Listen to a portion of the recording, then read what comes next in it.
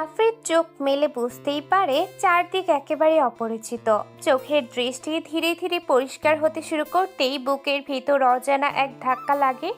সে ঠিকভাবে চোখ খুলতেই দেখতে পায় সে কাজী অফিসের ভেতরে বসে আছে, আর ওর হাত দুটো একসাথে করে টেবিলের উপরে বাঁধা। সে কিছু বলতে গিয়ে খেয়াল করে মুখে ঠোঁটের উপরে শক্ত কাপড় দিয়ে বেঁধে রাখা হয়েছে। সে আশেপাশে তাকায়। চারজন অচেনা ছেলে পাশেই দাঁড়িয়ে আছে, গম্ভীর দৃষ্টিতে তাকিয়ে আছে তার দিকে। আর একটু দূরে দাঁড়িয়ে থাকা একজনকে দেখে আফ্রিদের বুকের ভেতর রাগে অগ্নিগর্ভ হয়ে ওঠে। তাকে আফ্রিদ খুব ভালো করেই চেনে। ছেলেটার নাম আফরাজ, আফ্রিদের সাথেই পড়ে, আফ্রিদকে খুবই ভালোবাসে। আফরাজ কয়েকবার আফ্রিদকে বিয়ের প্রস্তাব দিয়েছে, কিন্তু আফ্রিদ না করে দেয়। আফরাজ এমনিতে প্লেবয় টাইপের ছেলে, তবে আফ্রিদকে বেশি ভালোবাসে। আফ্রিদকে দেখানোর জন্য আরো বেশি করে প্রেম করে আফরাজ। আফ্রিদ আফরাজকে দেখেই রেগে যায়। করে কিছু বলতে যায় আফ্রিদ। আফ্রিদ কপাল কুঁচকে তাকায় ওর দিকে। আফ্রিদ চোখ কুঁচকে তাকাতেই আফরাজ হেসে ওর দিকে এগিয়ে আসে, মুখে এক অদ্ভুত নিশ্চিন্ত আত্মবিশ্বাস, যেন যা ঘটেছে সবাই তার নিয়ন্ত্রণে। আফরাজ নরম সুরে কিন্তু চাপা ভয় দেখিয়ে বলে, অনেক হয়েছে আফ্রিদ, আজ আর তোমার না শোনার সুযোগ নেই।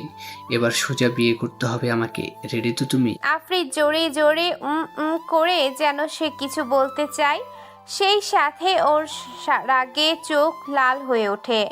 আফরাজ আফ্রিদের পেছনে দাঁড়িয়ে থাকা ছেলেদের দিকে হাত তুলে ইশারা করে, সাথে ওদের একজন এগিয়ে এসে আফ্রিদের মুখ থেকে কাপড় খুলে দেয়।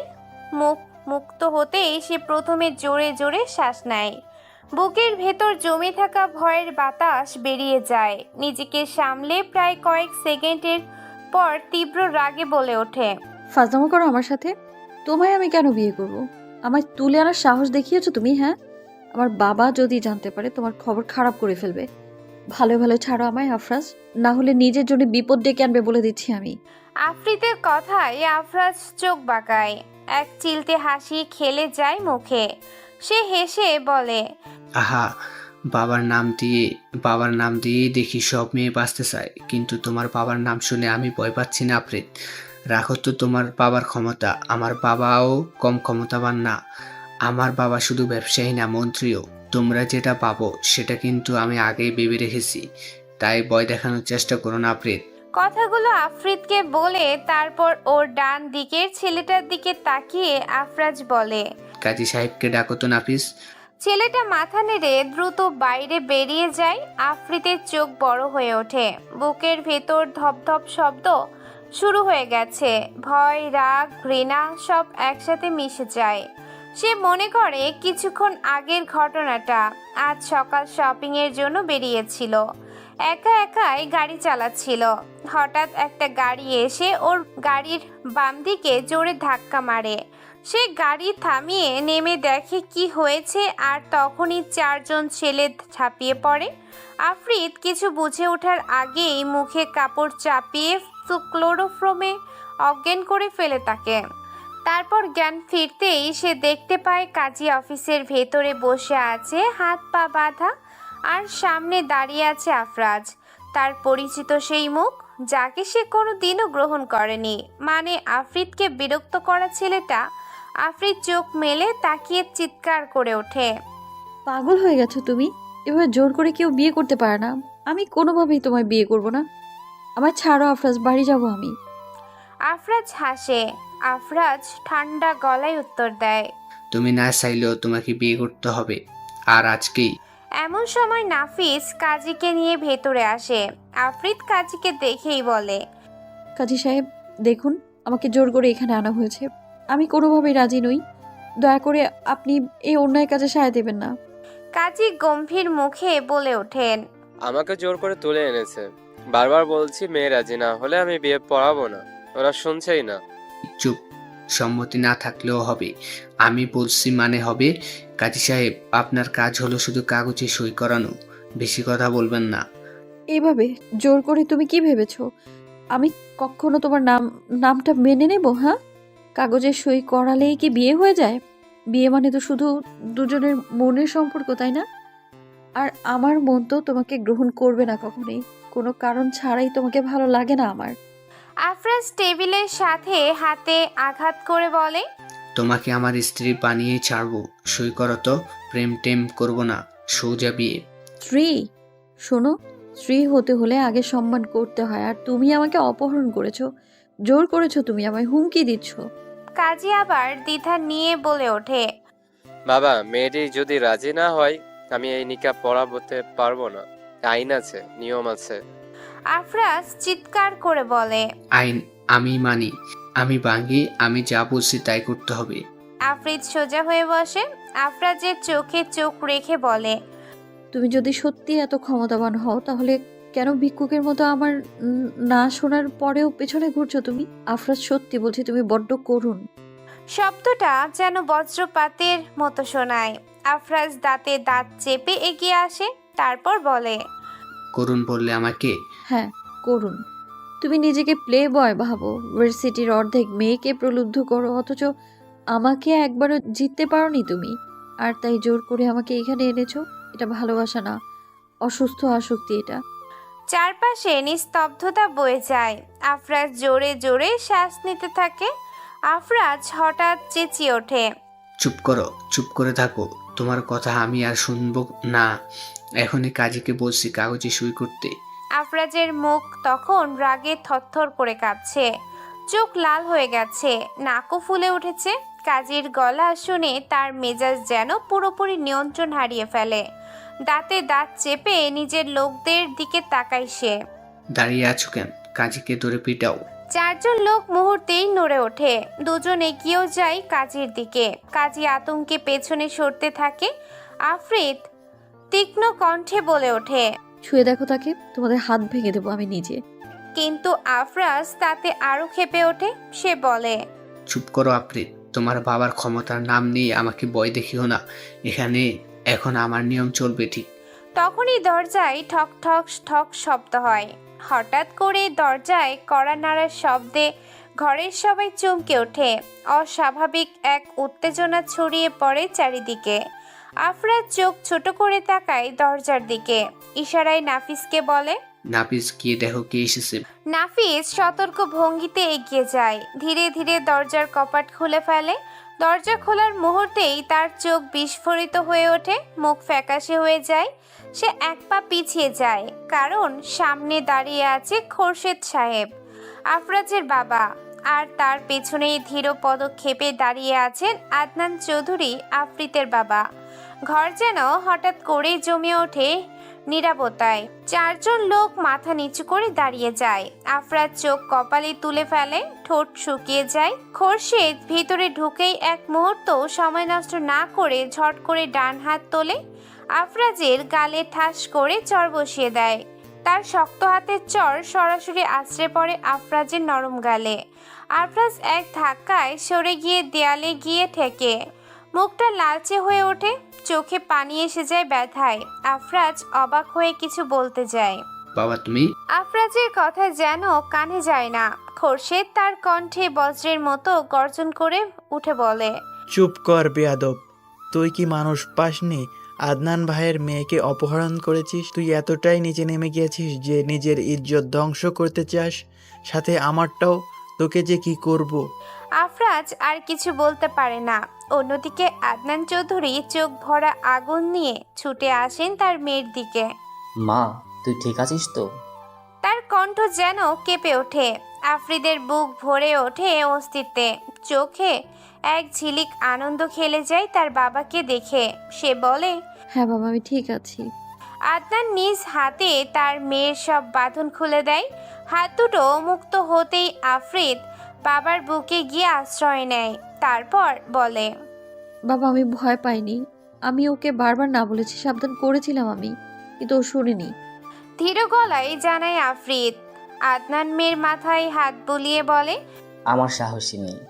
তুই ভয় পাবি কেন? আমি আছি তো। খোরশেদ এগিয়ে আসে নিজের ছেলের সামনে। মুখ রাগে কেমন লালচে হয়ে গেছে। আরেকটা চর দিবার জন্য হাত তোলে তিনি, তারপর বলে, লজ্জা হয় না তোর? মন্ত্রীর ছেলে হয়ে এতটা নিজ কাজ করলি। আজ আমি যদি না আসতাম তাহলে কি করতিস তুই? আদনান ভাইয়ের মতো ভদ্র মানুষের মেয়েকে তুলে আনলি, তোর যে কি হতো কে জানে। আফরাজ ঠোঁট কামড়ে চুপ করে থাকে, চোখে রাগ, কিন্তু বাবার সামনে একটাও কথা বের হয় না।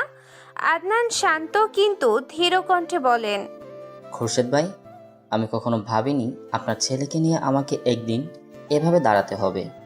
ও যদি আমার মেয়েকে সত্যিই ভালোবাসতো তাহলে আমার কাছে এসে বলতো, কিন্তু অপহরণ, এ কাজ ক্ষমার অযোগ্য। খোরশেদ দীর্ঘশ্বাস ফেলে মাথা নিচু করে আদনানকে বলে, ভাই আমি সত্যিই লজ্জিত।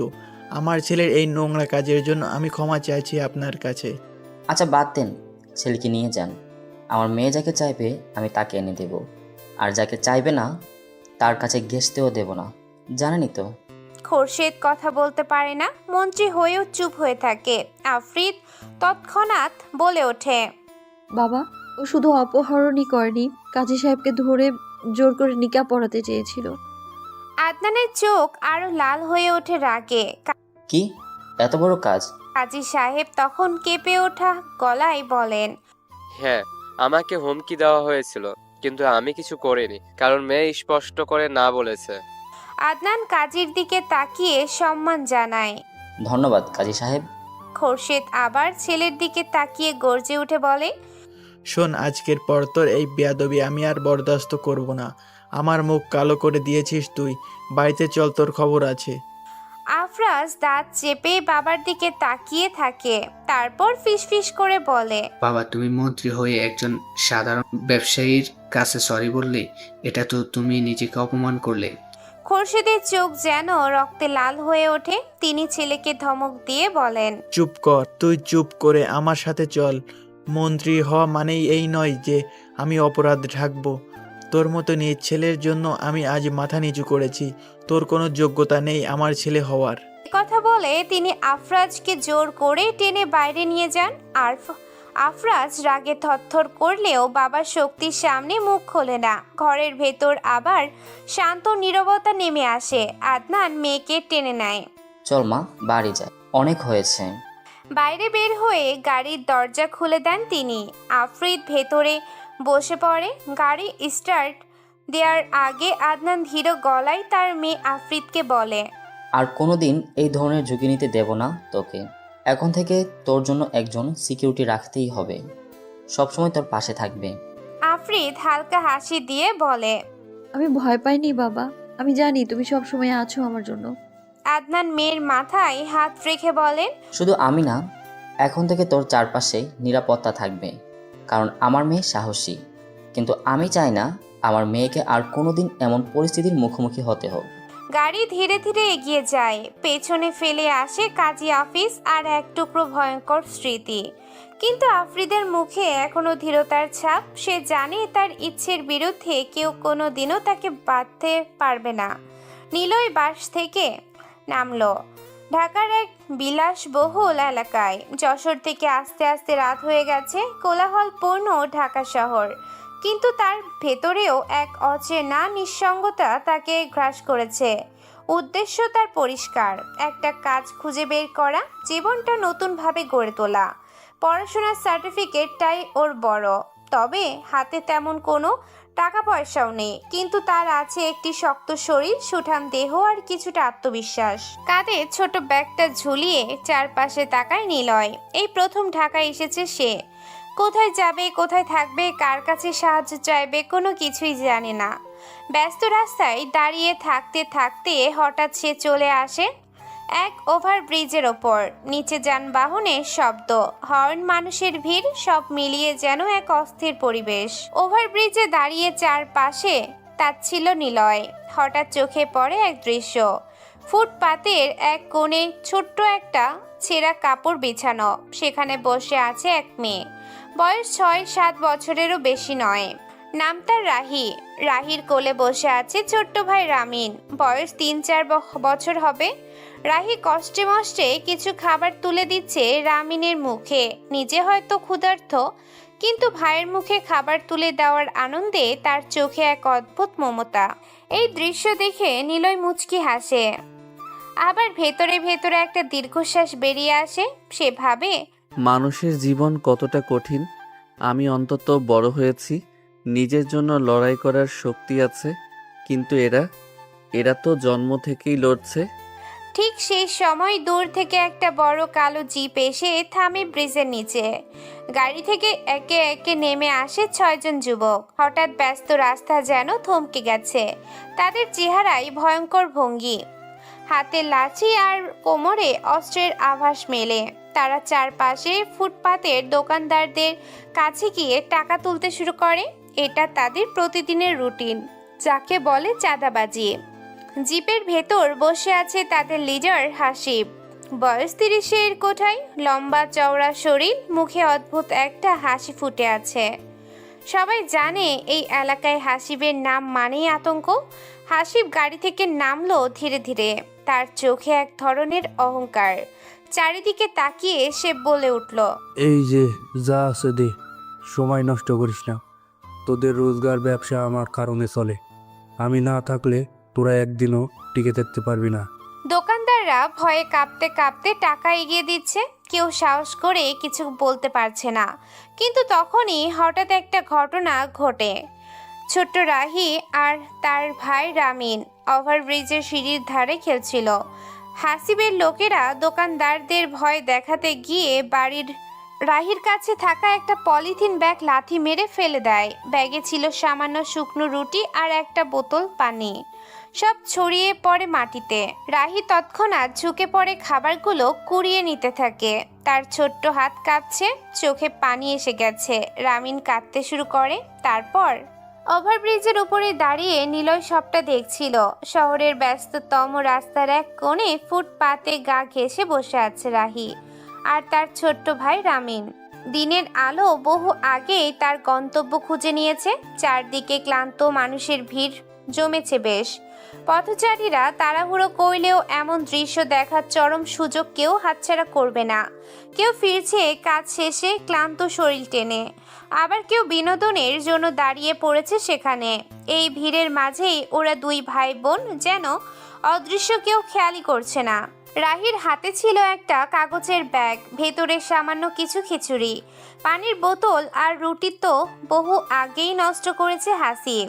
দীর্ঘ 1.5 দিন উপোস করে থাকা ভাইটিকে খাওয়ানোর জন্য সে আজ সারা দিন হাতের চামড়া পুড়িয়ে কাজ করেছে, যা ছিল ইট ভাটার পাশের কাজ।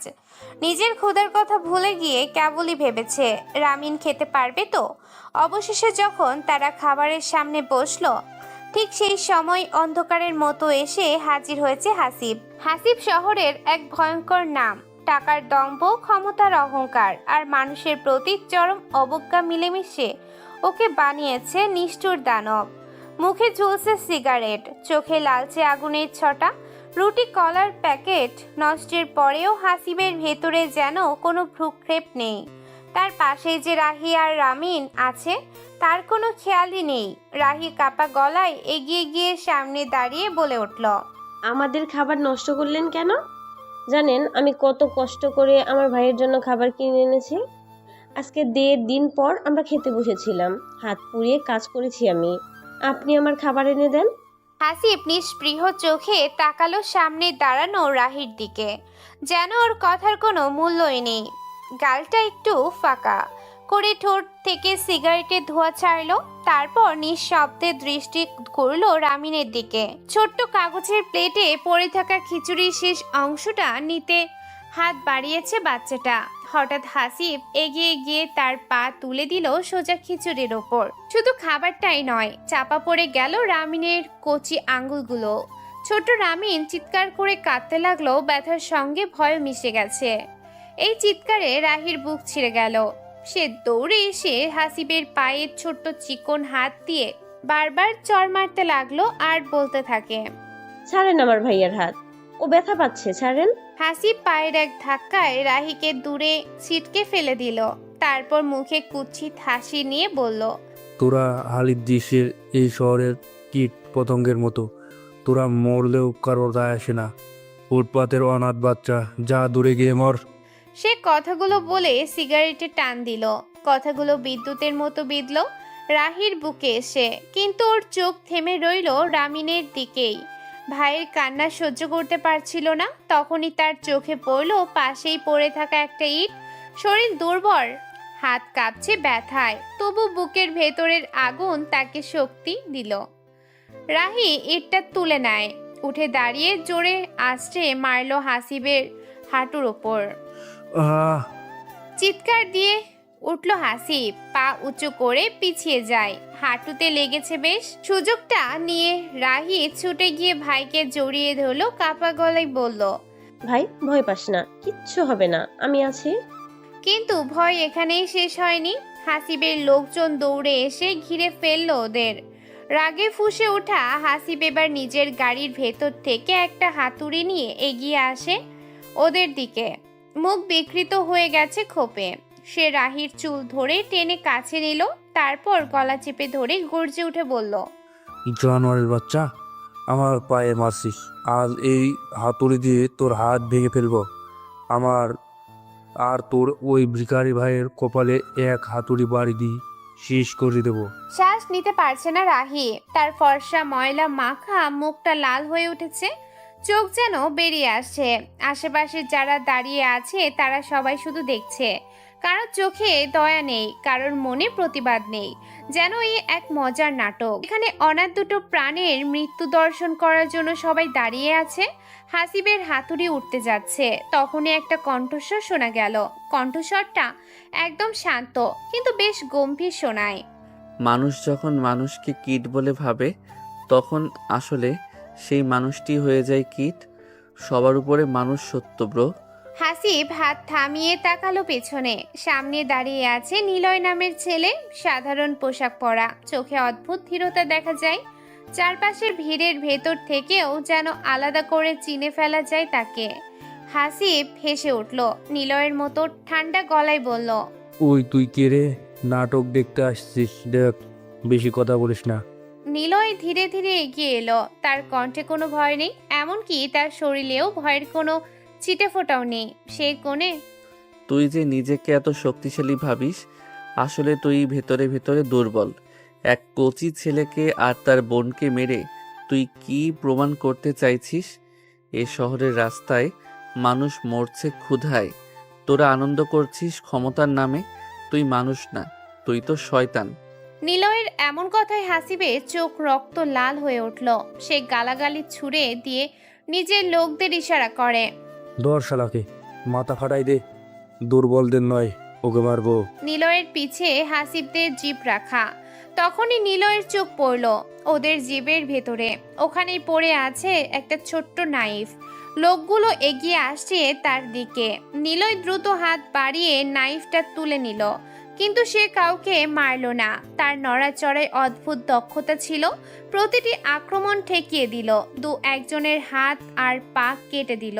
কারো হাতে রক্ত বের হচ্ছে, কেউ মারা যায়নি। হাসিবের সব লোকজন ভয় পেয়ে যায়। তারা সরে গেল নিলয়ের সামনে থেকে। নিলয় ধীরে ধীরে এগিয়ে এসে হাসিবের সামনে দাঁড়ালো। নাইফটা ওর গলার কাছে ধরে শান্ত কণ্ঠে বলল। শক্তি মানে ধ্বংস নয়, শক্তি মানে রক্ষা করা। আমি কাউকে মারলাম না, কারণ মৃত্যু সহজ, কঠিন হলো জীবিত থেকে অন্যায় সহ্য করা। তুই যদি আবার এই বাচ্চাদের ছোস, তবে মনে রাখিস তোর অহংকার ভেঙে যাবে একদিন, যেমন ভাঙে প্রতিটি নিষ্ঠুর মানুষের। চারপাশে এক নিস্তব্ধতা নেমে এলো। সবাই অবাক হয়ে তাকিয়ে আছে। রাহি হাঁপাতে হাঁপাতে তার ভাইকে বুকে চেপে রেখেছে, চোখে জল টলমল করছে। হাসিব এবার আর কিছু বলল না। তার লোকজন তাকে টেনে গাড়িতে তুলল। লজ্জা আর ভয়ের মিশ্রণ তার মুখে ফুটে উঠেছে। গাড়ি গর্জে উঠল। কয়েক সেকেন্ডের ভেতরে হাসিবের গাড়িটা চলে গেল দূরে। রাস্তায় দাঁড়িয়ে রইল নিলয়, রাহি আর রামিন। রাহি কান্না ভেজা চোখে তাকালো নিলয়ের দিকে, ঠোঁট কাঁপতে কাঁপতে বলল। আপনি আমাদের বাঁচালেন, আপনাকে ধন্যবাদ স্যার। নিলয় মৃদু হাসলো, রাহির মাথায় হাত রেখে বলল। বাঁচানোটা আমার কাজ না, উপরওয়ালার কাজ, আর মানুষ উসিলা। তবে তোমরা নিজেরাই শক্তি। শুধু বিশ্বাস রাখো, যে মানুষ সত্যের পাশে দাঁড়ায় তাকে দুনিয়ার কোনো শক্তি হারাতে পারে না। আকাশে তখন ধীরে ধীরে রাতের গভীরতা জানান দিচ্ছে। শহরের আলোগুলো বিশাল আলো দিচ্ছে, কিন্তু সেই আলোয়ও সবচেয়ে উজ্জ্বল হয়ে রইল নিলয়ের মানবতার আলো, যা ফুটপাতের অনাথ বাচ্চাদের মনে আশার প্রদীপ জ্বালিয়ে দিয়েছে। রাত নেমেছে শহরের বুকে। দিনভর কোলাহলের পর মানুষজন ধীরে ধীরে হারিয়ে যাচ্ছে নিজেদের গন্তব্যে। কেউ ফিরছে পরিবারের কাছে, কেউ যাচ্ছে ক্লান্ত শরীর টেনে ভাঙাচোরা বাসায়। রাস্তায় ট্রাফিকের শব্দ কমে এসেছে, দোকানে ঝাঁপ পড়েছে একে একে। চারপাশে বাতির আলো ফুটছে, কিন্তু সেই আলোর ভেতরে যেন লুকিয়ে আছে অজানা অন্ধকার। নিলয় একা হয়ে গেছে। রাহিয়ার রামিন চলে গেছে, কোথায় গেছে তা নিলয়ের জানা নেই। হয়তো কোনো অচেনা গলিতে আশ্রয় খুঁজছে, হয়তো অন্য কোনো ফুটপাতে নিজেদের নতুন গন্তব্য বানাবে। নিলয় তাদের যেতে দেখেছে, কিন্তু থামায়নি। তার চোখে কোনো শূন্যতা নেই, আবার কোনো অদ্ভুত আশ্বাসও আছে, যেন সে জানে জীবন এক জায়গায় থেমে থাকে না। ওভারব্রিজের ওপরে উঠে এলো নিলয়, ব্রিজের রেলিংয়ের পাশে বসে পড়ল। নিচে তাকালে দেখা যায় গাড়ির লাইটগুলো চলাফেরা করছে যেন নদীর স্রোতের মতো। মানুষের ভিড় একে একে মিলিয়ে যাচ্ছে। নিলয় চুপচাপ বসে থাকে, যেন নিজের ভেতরে ডুবে গেছে। কিন্তু একজন মানুষ যায়নি, সে দূর থেকেই দেখছিল সবকিছু। মানুষের ভিড়ের আড়ালে লুকিয়ে চোখ মেলেছিল প্রতিটি ঘটনার দিকে। সে অপেক্ষা করছিল ভিড় কমুক, শহরের কোলাহল নিভুক, তারপরে এগিয়ে এলো সে নিলয়ের দিকে। লোকটার নাম আদনান। আদনানকে দেখলে মনে হয় বয়স 40-এর কোঠায়। চেহারায় তীক্ষ্ণ দৃষ্টি, গভীরতা আর এক অদ্ভুত দৃঢ়তা। চোখ যেন মানুষ চেনার এক অদ্ভুত ক্ষমতা রাখে, যেন কারো গায়ের গন্ধ শুকেই বলে দিতে পারে সে কে, কেমন তার ভেতরটা। আদনান ধীরে ধীরে নিলয়ের দিকে এগিয়ে এলো। নিলয় তখনও বসে আছে রেলিংয়ের পাশে। হাওয়া কেমন যেন শীতল হয়ে উঠেছে, আর ভাঙাচোরা শহরের শব্দ যেন অনেক দূরে মিলিয়ে গেছে। আদনান থেমে দাঁড়ালো নিলয়ের সামনে, তারপর শান্ত কণ্ঠে বলল, তুমি জানো আজ তুমি যা করলে তা সাধারণ কোনো কাজ নয়। নিলয় চোখ তুলল না, শুধু নিঃশব্দে শুনল আদনানের কথা। আদনান ধীরে বসে পড়ল নিলয়ের পাশে। রেলিংয়ের সাথে হেলান দিল সে। চোখ দুটো সামনে ঢাকা সিটি দেখতে থাকে। তারপর নীরবতা কাটিয়ে আদনান বলে, মানুষ সবসময় ভয়ে বাঁচে, ভয় পায় ক্ষমতাকে, ভয় পায় অন্যায়ের কাছে দৌড়াতে, কিন্তু তুমি ভয়ের উপরে গিয়ে দাঁড়ালে। এ শহরে খুব কম মানুষ আছে যারা চোখে চোখ রেখে অন্যায়ের বিরোধিতা করতে পারে।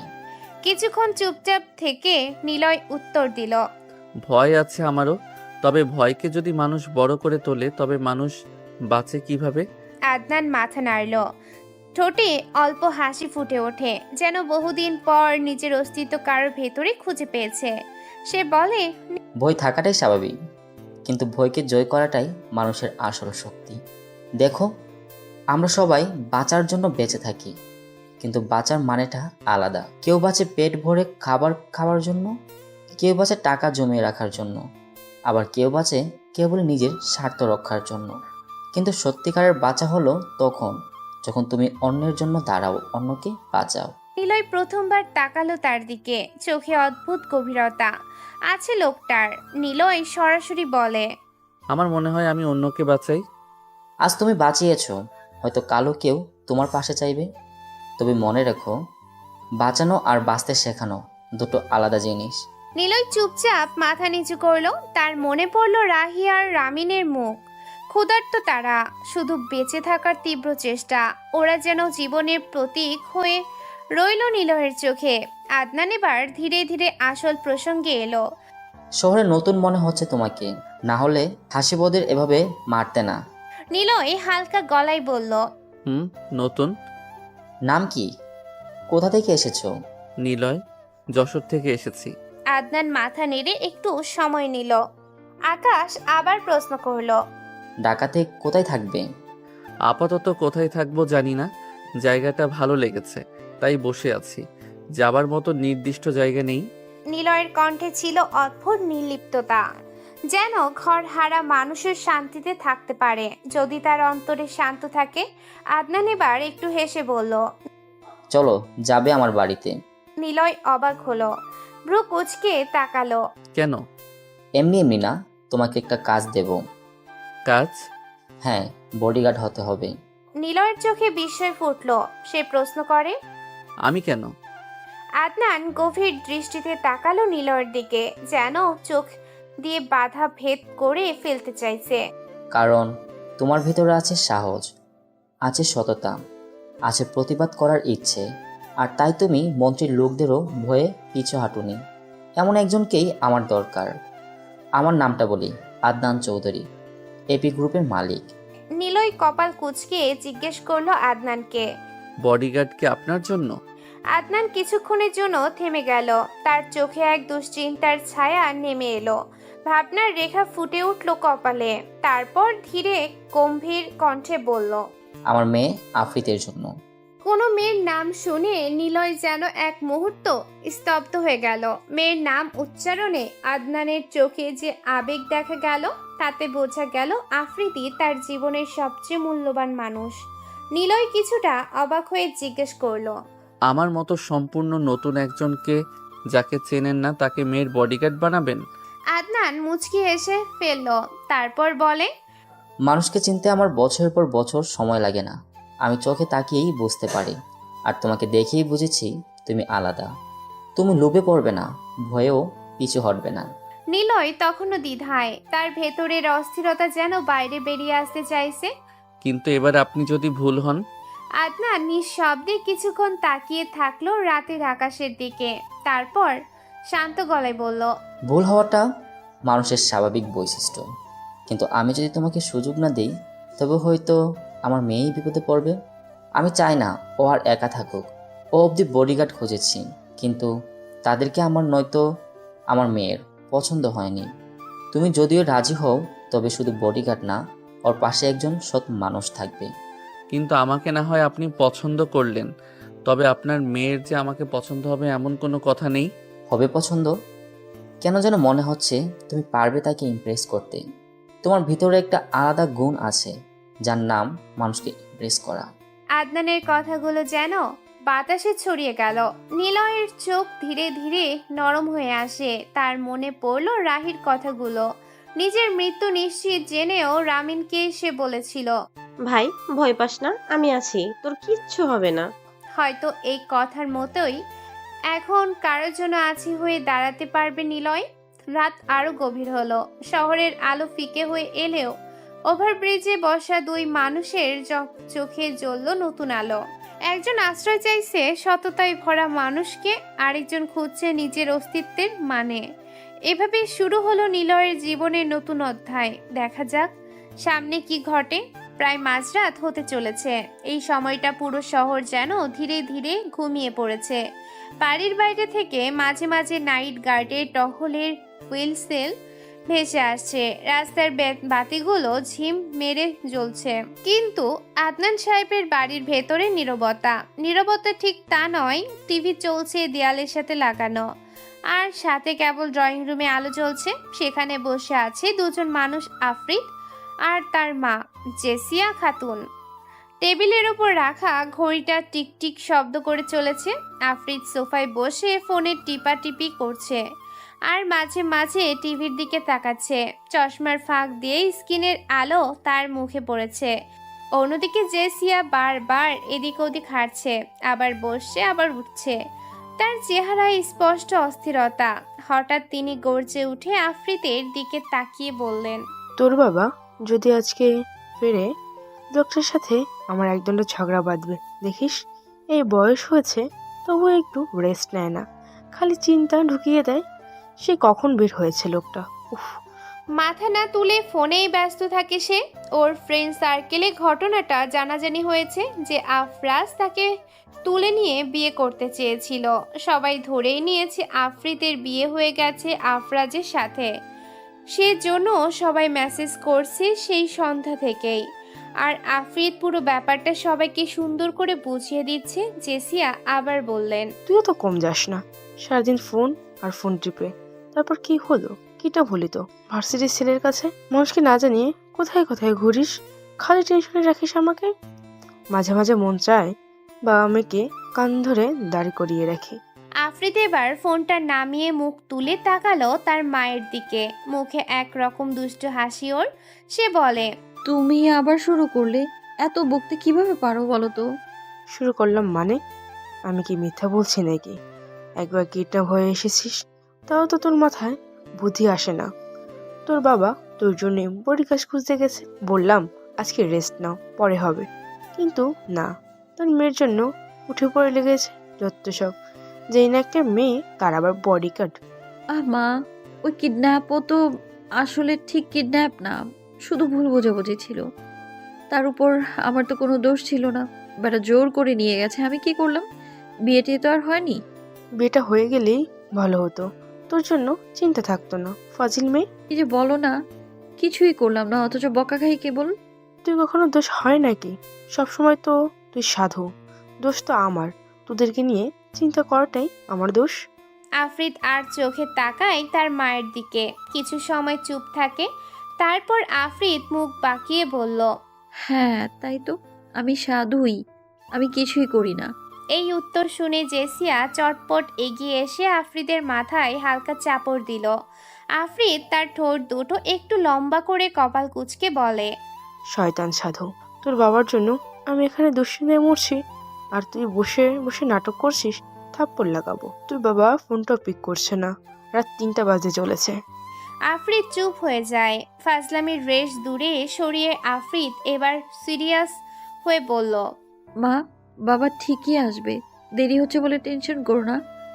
ওরকম লোক একজন হয়তো বিজনেসের কাজে বিজি, বাবার কিছু হয় নাকি, চিন্তা নেই। জেসিয়া দীর্ঘশ্বাস ছাড়ে। সোফাতে এসে বসলেন তিনি, তারপর বলে, তোর বাবার বয়স হচ্ছে, তাও বোঝে না, খালি ঝামেলা খুঁজে বেড়ায়। আমি কখনো শান্তিতে থাকতে পারবো না।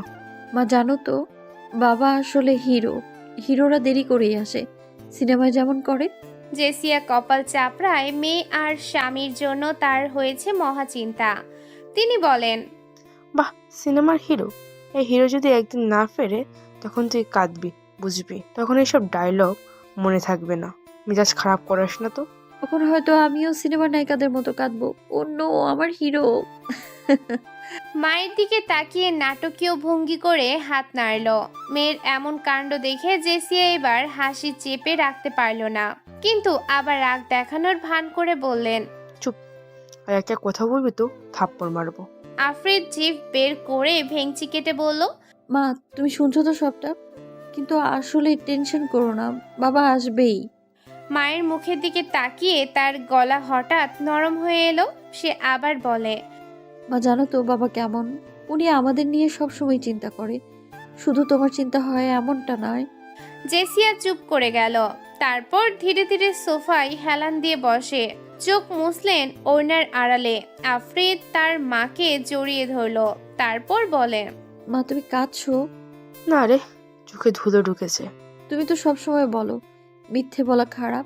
দুজনেই হেসে ফেললো এবার। কিছুক্ষণ তারা চুপচাপ বসলো। রাত আরো গভীর হয়। ঘড়ির কাঁটা প্রায় 3টা পার হয়ে 3:30 ছুঁই ছুঁই করছে। হঠাৎ টিং টং করে ডোর বেলের শব্দে নীরবতা ভেঙে গেল। আফ্রিদ এক লাফে উঠে দাঁড়ালো, মুখে খুশির ঝলক। ও সে তার মাকে বলে, দেখো মা, বাবা এসে গেছে, আমি বলেছিলাম না চলে আসবে বাবা। সে দৌড়ে গেল দরজার দিকে। মা পেছন থেকে চিৎকার করে বলে, ধীরে, সাবধানে খোল, আগে দেখ কে এসেছে। কি হলো দিকে তাকিয়ে। কিন্তু আফ্রিদ আর শুনল না। তার ঠোঁটের কোণে তখন শুধু একটাই শব্দ, বাবা।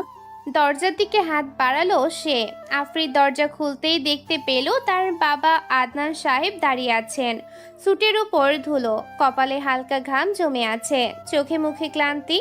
তবুও তাকে দেখেই আফ্রিদের বুক ভরে গেল আনন্দে। আদনান সাহেব তার মেয়েকে দেখে হেসে বলে উঠল, এখনো ঘুমাওনি তুমি? এসেছো তুমি? আর মা কি ঘুমোতে দিয়েছে? তোমার জন্য মা কিছু না খেয়ে বসে আছে, আমাকে কোম্পানি দেয়া লেগেছে। চলো ভিতরে চলো, অনেক রাত হয়েছে, মা আজকে খুব বকবে তোমায়। আদনান সাহেব ক্লান্ত মুখে হলেও মুচকি হাসলেন। বাইরে তিনি যতটা কড়া চতুর তীক্ষ্ণ, ঘরে ঢুকলেই যেন একেবারেই অন্য মানুষ হয়ে যান। আফ্রিদ জানে তার বাবা বাইরের রাজনীতি, ব্যবসা, ক্ষমতা সব সামলান, কিন্তু ঘরে ঢুকলেই তিনি যেন রোমান্টিক কোনো কবি হয়ে যান মায়ের সামনে। আফ্রিদ বাবার হাত ধরে টানতে লাগলো। কি হলো, ভেতরে আসো। আদনান একটু থামে, ঠোঁটে আবার সেই রহস্যময় হাসি, বলেন, দাঁড়া, আমার সাথে আরেকজন আছে। আফ্রিদ ব্রু কুচকে তাকালো, তারপর বলল, হ্যাঁ, কে সে? আদনান ঠান্ডা গলায় ডাক দিলেন।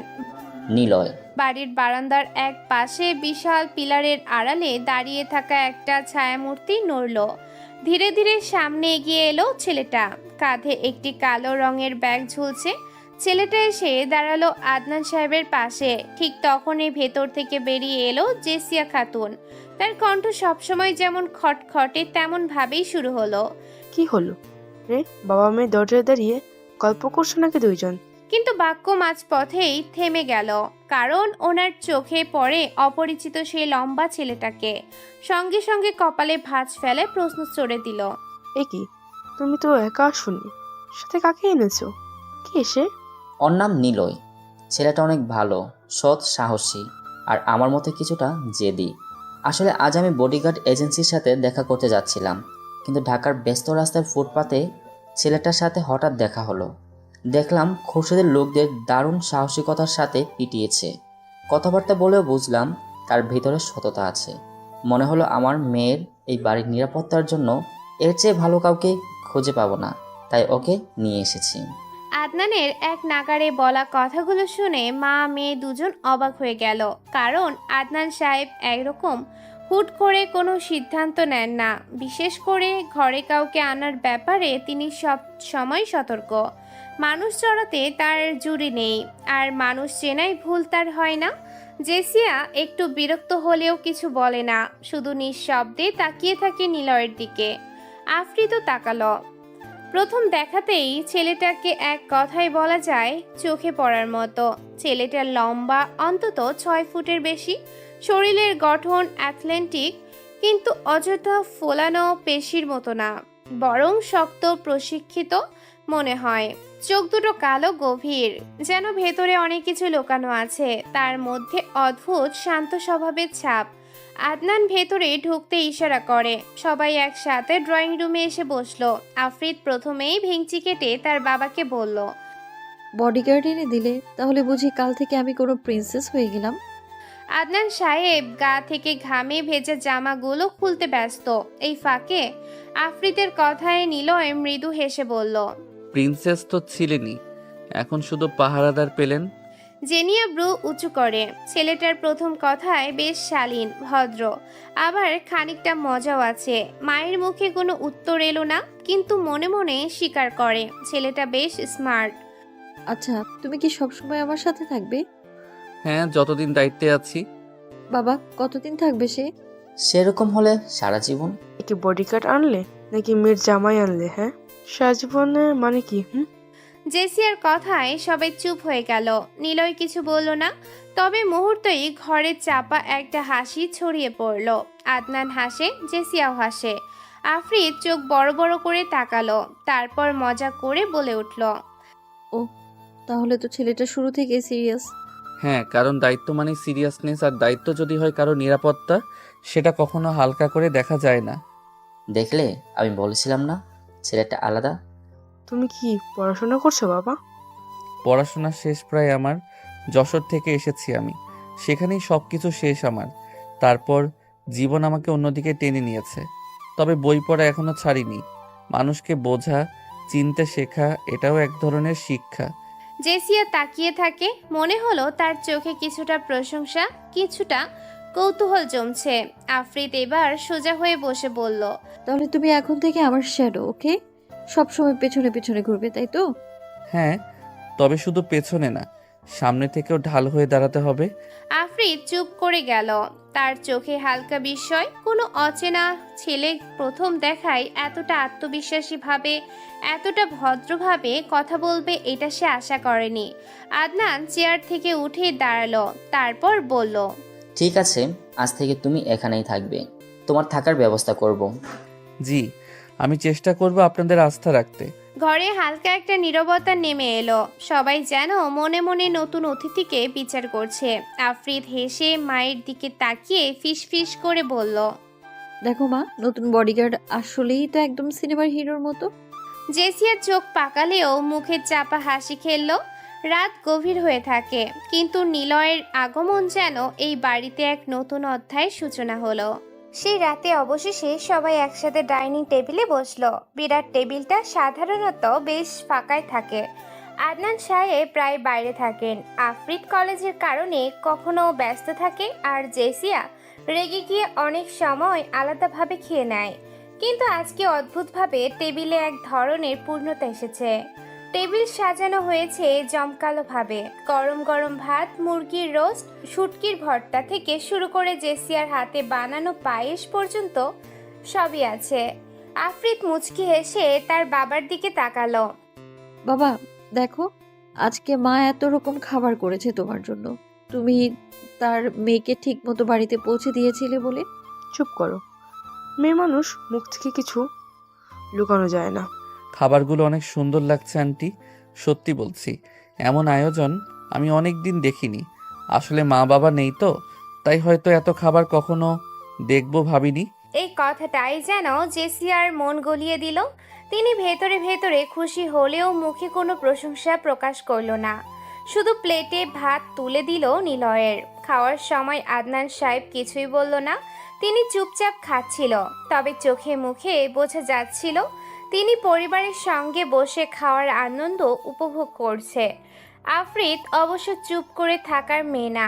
নিলয়ের দিকে তাকিয়ে একের পর এক প্রশ্ন করতে লাগলো।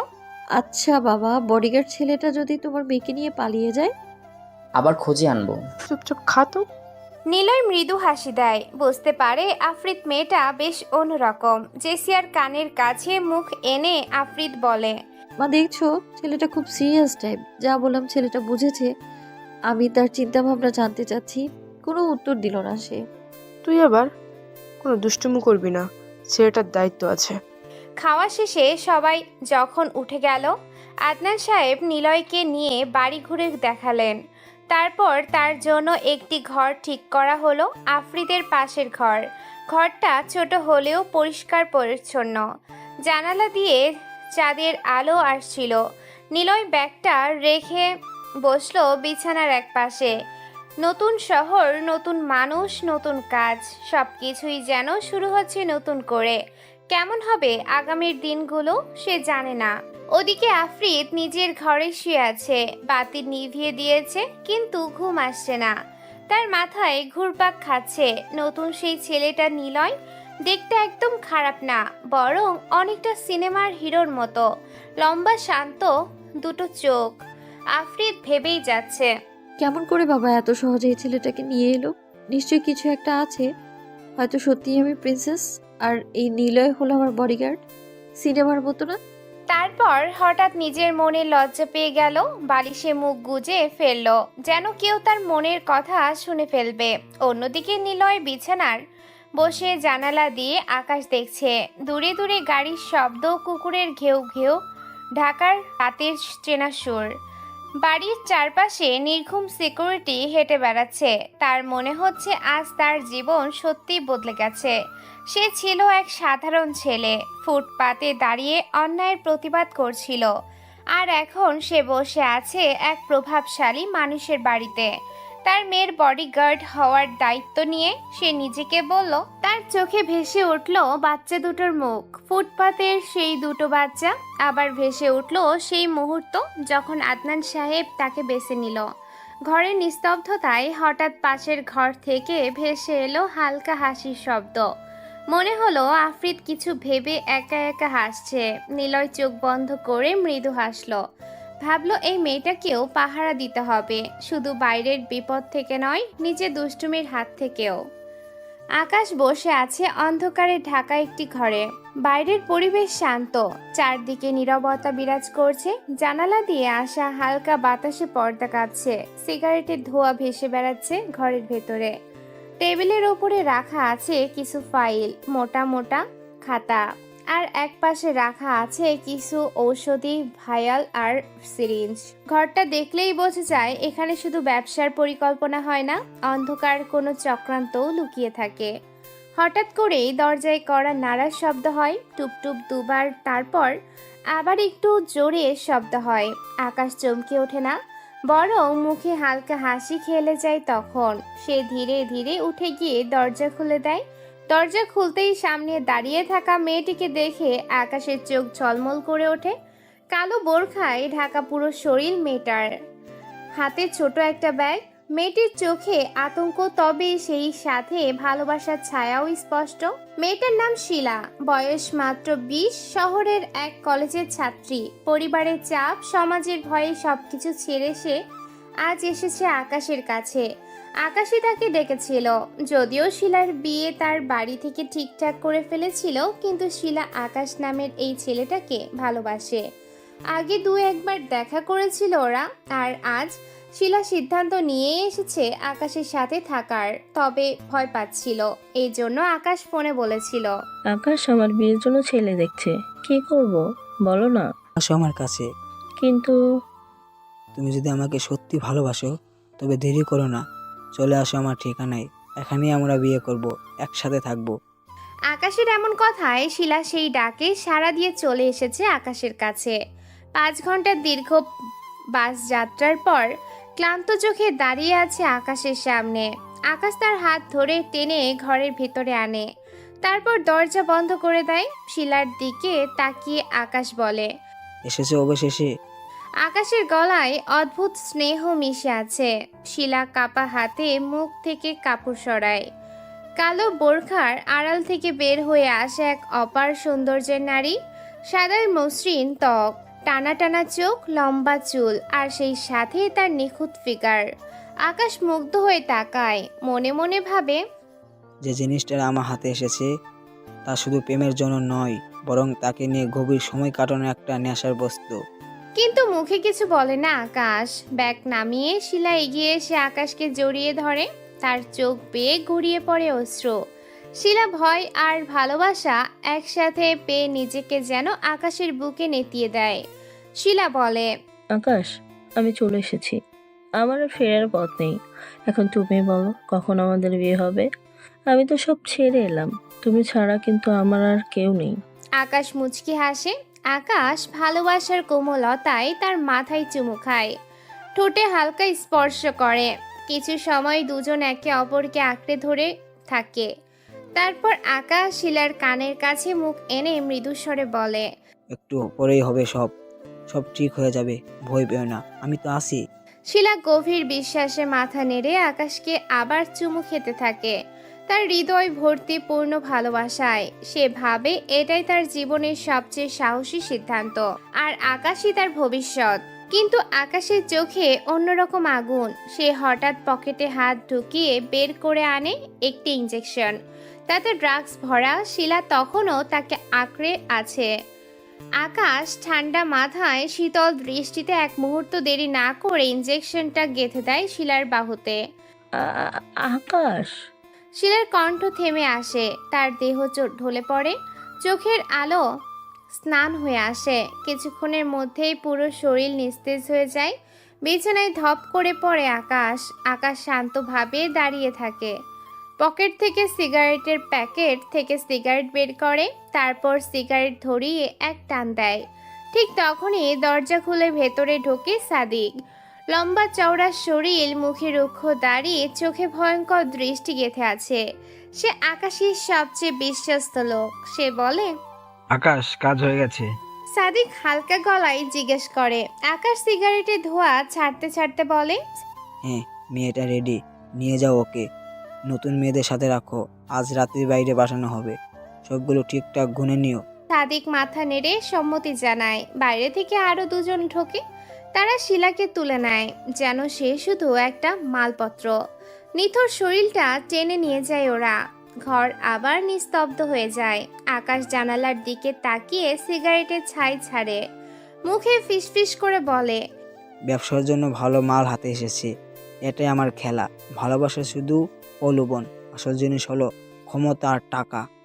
আকাশ শুধু একজন প্রেমিক নয়, তার পরিচয় অনেক গভীর। সে দেশের এক প্রভাবশালী হোম মিনিস্টারের ছেলে।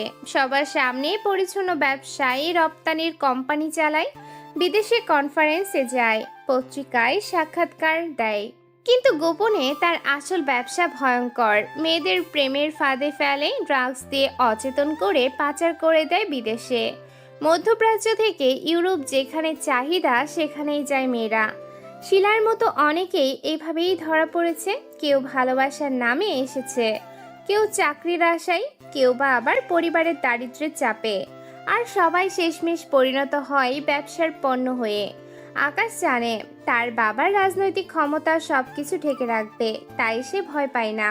তার জন্য মেয়েরা শুধু সংখ্যা, শুধু লাভের অঙ্ক মাত্র। অন্যদিকে শিলা, যে বিশ্বাস করেছিল আকাশই তার পৃথিবী, এখন অচেতন দেহ নিয়ে বন্দী হয়ে যাচ্ছে অন্ধকার জগতে। সে জানে না সামনে কি অপেক্ষা করছে। তার মনের ভেতরে ভালোবাসা যে বীজ ছিল, তা এক মুহূর্তে পরিণত হলো বিষ ফলে।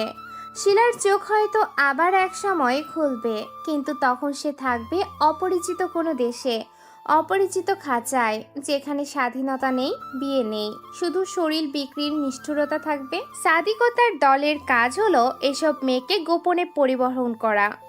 তারা বিশেষ বাড়িতে মেয়েদের আটকে রাখে, যেখানে দিন রাত পাহারা থাকে। সেই বাড়িতে আছে আরো অনেক শিলার মতো মেয়ে। কেউ কাঁদছে, কেউ বোবা হয়ে গেছে, কেউ বা মৃত্যুর অপেক্ষায়। রাত হলে গাড়ি আসে, কালো কাচ ঢাকা প্রাইভেট কারে বা ট্রাকে করে মেয়েদের তুলে নিয়ে যাওয়া হয়। সবকিছু এত পরিকল্পিত যে বাইরে কেউ কিছু আঁচ করতে পারে না। আকাশ জানে এই ব্যবসা তার জন্য শুধু টাকার উৎস নয়, ক্ষমতারও হাতিয়ার। যারা বিদেশে মেয়েদের সরবরাহ করে, তাদের সঙ্গে তার বড় বড় সিন্ডিকেটের সম্পর্ক। টাকা আসে ডলার হয়ে কোটি কোটি তার বাবার প্রভাবের কারণে। পুলিশ কখনো এসব স্পর্শ করতে পারে না, পত্রিকায় কোনো দিনও এসব খবর আসে না। বরং মানুষ ভাবে আকাশ একজন সফল তরুণ উদ্যোক্তা, ভবিষ্যতের নেতা। কিন্তু আড়ালের গল্পটা শুধু সাদিক আর তার দলের লোকেরা জানে। তবে পত্রিকাতে আসে প্রতিনিয়ত নিখোঁজ হওয়ার খবর, কলেজ পড়ুয়া মেয়ে নিখোঁজ, এমন নিউজ রোজই ছাপা হয়। কিন্তু পুলিশ তার কোনো হদিশই খুঁজে পায় না। তাই আকাশের চোখে এভাবে শিলারা শুধু একটি সংখ্যা, কিন্তু প্রতিটি মেয়ের পেছনে আছে একটা পরিবার, একটা স্বপ্ন, একটা ভবিষ্যৎ। কেউ মায়ের একমাত্র মেয়ে, কেউ বাবার গর্ভ, কেউ ভাইয়ের স্নেহভাজন। কিন্তু সবকিছু ধ্বংস হয়ে যায় আকাশের অন্ধকার খেলায়। শিলার পরিবার হয়তো খুঁজতে থাকবে তাকে, থানায় যাবে, পোস্টার ছাপাবে, কিন্তু কোনো উত্তর পাবে না। কারণ আকাশের হাত অনেক লম্বা। রাত গভীর হয়, শহরের আলো ঝলমল করে। আকাশ তার কক্ষের জানালায় দাঁড়িয়ে নিচের রাস্তা দেখে। গাড়ি চলে যাচ্ছে, হর্ন বাজছে। চারিদিকে মানুষের জীবন স্বাভাবিকভাবে চলছে, কিন্তু সেই স্বাভাবিকতার আড়ালে লুকিয়ে আছে ভয়ঙ্কর এক দুনিয়া। আকাশ জানে আগামীকাল নতুন কেউ আসবে, নতুন কোনো শিলা, যে ভালোবাসার স্বপ্নে বিভোর হয়ে তার কাছে আসবে। আর সেই স্বপ্নকে আকাশ ভেঙে ফেলবে কয়েক মিনিটে, এক টুকরো সূচের খোঁচায়। কারণ আকাশের কাছে ভালোবাসা নেই, আছে শুধু ব্যবসা, শুধু লাভ, শুধু অন্ধকারের সাম্রাজ্য। আর আকাশের টার্গেটে থাকে সবসময় কলেজ পড়ুয়া মেয়েরা। সকালটা আজ অদ্ভুতভাবে শান্ত। ভোরের আলো আদনানের পুরো বাড়ি ভরিয়ে দিয়েছে। বাগানের গাছে বসা পাখিরা চিৎকার করে ডাকছে। দূর থেকে ভেসে আসছে মসজিদের মাইকে কোরআন তেলাওয়াতের শব্দ। আদনান সাহেব আজ অনেকটা আগে ঘুম থেকে উঠেছেন। সাধারণত তিনি রাত জেগে কাজ করেন বলে সকালে দেরি করে ওঠেন, কিন্তু আজ যেন হঠাৎ করেই ঘুম ভেঙে গেল। বিছানা ছাড়তেই দেখলেন টেবিলের ওপর সাজানো আছে এক কাপ গরম চা আর দিনের পত্রিকা। জেসিয়া খাতুন প্রতিদিনের মতোই সকালের আয়োজন করে দিয়েছেন। আদনান সাহেব চেয়ারে বসে পত্রিকা খুললেন। চা থেকে ধোঁয়া উঠছে, গন্ধটা মনকে শান্ত করছে। পত্রিকার শিরোনাম চোখে পড়ল। আদনান কয়েক মুহূর্ত সেই খবরের দিকে তাকিয়ে রইলেন। ব্রু কুঁচকে গেল। সমাজটা দিন দিন কোথায় যাচ্ছে, এই প্রশ্ন যেন তার চোখে ভেসে উঠল। এবার নিখোঁজ হলো সিরাজগঞ্জের এক দোকানির মেয়ে শিলা। বয়স কেবল 20, কলেজ থেকে বাড়ি ফেরেনি। তিনি পত্রিকাটা টেবিলে রেখে চায়ে চুমুক দিলেন। চিন্তার ভাঁজ পড়ল কপালে। ঠিক তখনই ঘরে প্রবেশ করলো নিলয়। সাদা শার্ট পরে কালো প্যান্টের, সাধারণভাবে তবে বেশ পরিপাটি। তার চোখে ভদ্রতা আর মুখে অদ্ভুত শান্ত ভাব। আদনান সাহেব তাকালেন, মাথা নেড়ে বসতে বললেন। নিলয় ভদ্রভাবে বসলো, কিন্তু চোখ হঠাৎই পত্রিকার পাতায় গিয়ে আটকে যায়। নিখোঁজের খবরটা তার চোখে পড়ল। কয়েক সেকেন্ড সে চুপ করে তাকিয়ে রইল। মনে হলো খবরটা তাকে নাড়া দিচ্ছে। ঠিক সেই সময় আদনান সাহেব ধীরে স্বরে বললেন, গাড়ি চালাতে পারো? হ্যাঁ পারি, শিখেছিলাম কলেজে থাকতে, কয়েকবার ড্রাইভ করেছি। গুড। আমার মেয়ে আফ্রিদের সব দায়িত্ব তোমার উপর। আজ থেকে তুমি শুরু হবে তোমার আসল কাজ। এই নাও গাড়ির চাবি। টেবিল থেকে গাড়ির চাবিটা তুলে নিলয়ের দিকে বাড়িয়ে দিল তিনি। নিলয় সম্মান দেখিয়ে হাত বাড়িয়ে চাবি নিল। মুখে ধীরতা নিয়ে বললে, জি স্যার, আমি সাবধানে রাখবো ম্যামকে। আদনান গভীর দৃষ্টিতে ছেলেটার দিকে তাকিয়ে রইলেন। তার চোখ যেন পরীক্ষা করছে, এই ছেলে সত্যি পারবে তো দায়িত্ব নিতে। কিন্তু নিলয়ের ধীর কণ্ঠস্বর আর ভদ্রতা দেখে মনে মনে সন্তুষ্ট হলেন। ঠিক তখনই ঘরে প্রবেশ করলো আফ্রিদ। আজকে যেন সে অন্য রকমই লাগছে। নীল রঙের কুর্তা, সাদা লেগিংস, কাঁধে ঝোলানো ব্যাগ আর ঠোঁটে হালকা লিপস্টিক। চুলগুলো সুন্দর করে সাজানো। পুরো মানুষটার মধ্যে তরুণীর আত্মবিশ্বাস ঝলমল করছে। নিলয়কে বলে, চল আমি রেডি। তার কণ্ঠে সেই চিরচেনা উদ্দীপনা। আদনান চায়ের কাপে চুমুক দিয়ে তাকালেন, তারপর বলল, সাবধানে যেও। তোমাকে ছাড়া তো আর কোথাও যাই না, চিন্তা করো না বাবা। এবার নিলয় দ্রুত উঠে দাঁড়ায়, হাতে গাড়ির চাবি। সে এগিয়ে গেল আফ্রিদের সাথে। গাড়িটার রং কালো, নতুন ধাঁচের ভেতরে এয়ার কন্ডিশন। ড্রাইভারের আসনে বসলো নিলয়, আফ্রিদ যাত্রী আসনে। সে খুশি মনে আয়নায় নিজের মুখ একবার দেখে নিল। গাড়ি ধীরে ধীরে গেট পেরিয়ে বের হয়। কিছুক্ষণ নীরবতা, শুধু ইঞ্জিনের শব্দ আর রাস্তায় মানুষের কোলাহল। আফ্রিদ হঠাৎ বলল, তুমি গাড়ি চালাতে জানো ভেবেই অবাক হচ্ছি আমি। বাবাকে তো দেখি কাউকে সহজে বিশ্বাস করে না। তোমার হাতে চাবি দিল মানে তুমি কিছু একটা হয়েছো তার কাছে। আমি শুধু আমার দায়িত্ব পালন করছি। আপনার বাবা আমাকে বিশ্বাস করেছেন, এটাই আমার জন্য যথেষ্ট। আফ্রিদ মুচকি হাসলো। নিলয়ের কথা যেন তার কানে বাজে। সে বলে, তুমি সবসময় এত সিরিয়াস থাকো কেন? হাসতে জানো না? হ্যাঁ জানি। ওয়াও, অবশেষে হাসলে তাহলে। তারপর দুজনেই হেসে উঠল। গাড়ির ভেতর যেন এক ধরনের স্বস্তির পরিবেশ তৈরি হয়। কলেজ ক্যাম্পাস আজ বেশ জমজমাট। সকালবেলার ভিড়, ছাত্রছাত্রীদের দৌড়ঝাঁপ, গাড়ির হর্নে চারপাশ মুখরিত। গেটে ঢুকতেই গাড়ি থামালো নিলয়, মানে পার্কিং এরিয়াতে গাড়ি রাখলো। নিলয় আগে নেমে আফ্রিদের জন্য দরজা খুলে দেয়। গাড়ি থেকে নামলো আফ্রিদ, তার সাথে নামলো নিলয়ও। সোজা দাঁড়িয়ে গেল সে, যেন ছায়ার মতো পাশে থাকার জন্য প্রস্তুত। তখনই চারপাশের মেয়েদের চোখে পড়ল নতুন ছেলেটা, বিশেষ করে আফ্রিদের বান্ধবীরা তাকিয়ে থাকে সেদিকে। ছেলেটা লম্বা, সুদর্শন, গায়ের রং ফর্সা, চেহারায় অদ্ভুত এক শান্ত ভাব, একেবারে সিনেমার হিরোর মতো। মেঘা, বৃষ্টি, সাজিম, শুভ এগিয়ে আসে আফ্রিদের দিকে। কিরে দোস্ত, তুই ভার্সিটিতে আসবি জানালি না কেন? কেন রে, তোরাও তো জানাস না। থাকুক, বজ্জাত ভেবেছিল তুলে নিয়ে বিয়ে করবে। কত বড় সাহস! নিলয়ের দিকে সবাই তাকায়। আফ্রিদ হেসে বলে, আর বলিস না, কালকের অমন ঘটনার পর বাবা সারাটা সময় বডিগার্ড খুঁজে বেরিয়েছে। শেষে মাঝরাতে ছেলেটাকে বাসায় আনে, বডিগার্ড হিসেবে লাগিয়ে দিয়েছে। সবাই তাকায় আবার নিলয়ের দিকে। এমন সুদর্শন ছেলেকে বডিগার্ড করা যায় নাকি? তোরা কি থামবি? কিছু ছেলে হিংসে ভরে তাকালো, আবার কত মেয়েরা এক রকম ক্রাশ খেলো। কেউ কেউ লুকিয়ে ছবি তুলতে লাগলো। আফ্রিদ হেসে নিলয়কে বলল, দেখছো, তুমি এখন পুরো ক্যাম্পাসের সেলিব্রিটি হয়ে গিয়েছো। নিলয় মৃদু হাসলো, কিছু বলল না। তার চোখ সবসময় চারপাশে ঘুরছে, কোথাও কোনো বিপদ আছে কিনা খুঁজছে। এমন সময় আফরাজ আর তার বন্ধুরা আসে আফ্রিদের সামনে। আফরাজ এসে আফ্রিদের হাত ধরে বলে, শোনো আফ্রিদ, তোমাকে ভালোবাসি বলে খারাপ কিছু করিনি। এবার যদি তোমাকে আবার নিয়ে যেতে পারি, বিয়ের আগেই তোমাকে প্রেগনেন্ট করব। আফরাজ ফালতু কথা বলবা না একদম। হাত ছাড়ো বলছি। তোমার এসব কথা শোনার সময় নেই আমার। কেন নেই? বিয়ে করতে চেয়েছিলাম, তুমি না কেন করে দিছো আমাকে? কি কমতি আছে আমার? তোমাকে আমার ম্যাম বলেছে হাতটা ছেড়ে দিতে। হাত ছাড়ো। একটা গম্ভীর কণ্ঠ শুনতে পায় আফরাজ। ঘুরে তাকিয়ে দেখে একটা ছেলে দাঁড়িয়ে আছে। আফরাজের থেকে একটু লম্বা ছেলেটা, সে নিলয়। নিলয়কে দেখে আফরাজ আরো শক্ত করে আফ্রিদের হাত ধরলো। আফ্রিদ হাত ছাড়ানোর চেষ্টা করে নিলয় এগিয়ে আসে। কি ব্যাপার, মালটা কে রে? পরিচয়টা না হয় সময় হলেই জানবে। আমার কাছে লাস্ট ওয়ার্নিং বলে কিছু নেই। হাত ছাড়তে বলেছি, ছাড়োনি। নিলয় এগিয়ে এসে আফরাজের হাত অনেক জোরে চেপে ধরে, যেন রক্ত চলাচল বন্ধ হয়ে যাবার মতো অবস্থা হয়। সে দ্রুত আফ্রিদের হাত ছেড়ে দেয়। আফরাজ অবাক হয়। নিলয়ের হাত ধরার কৌশল যেন কোনো সাধারণ কারোর মতো নয়। তারপর আফ্রিদ এগিয়ে আসে আফরাজের দিকে, তাচ্ছিলের একটা হাসি দিয়ে বলে, ভালোভাবে বলেছিলাম না হাত ছাড়তে। আফ্রিদ ওর বন্ধুদের সাথে ক্লাসের দিকে এগিয়ে যায়। নিলয়ও যাবে।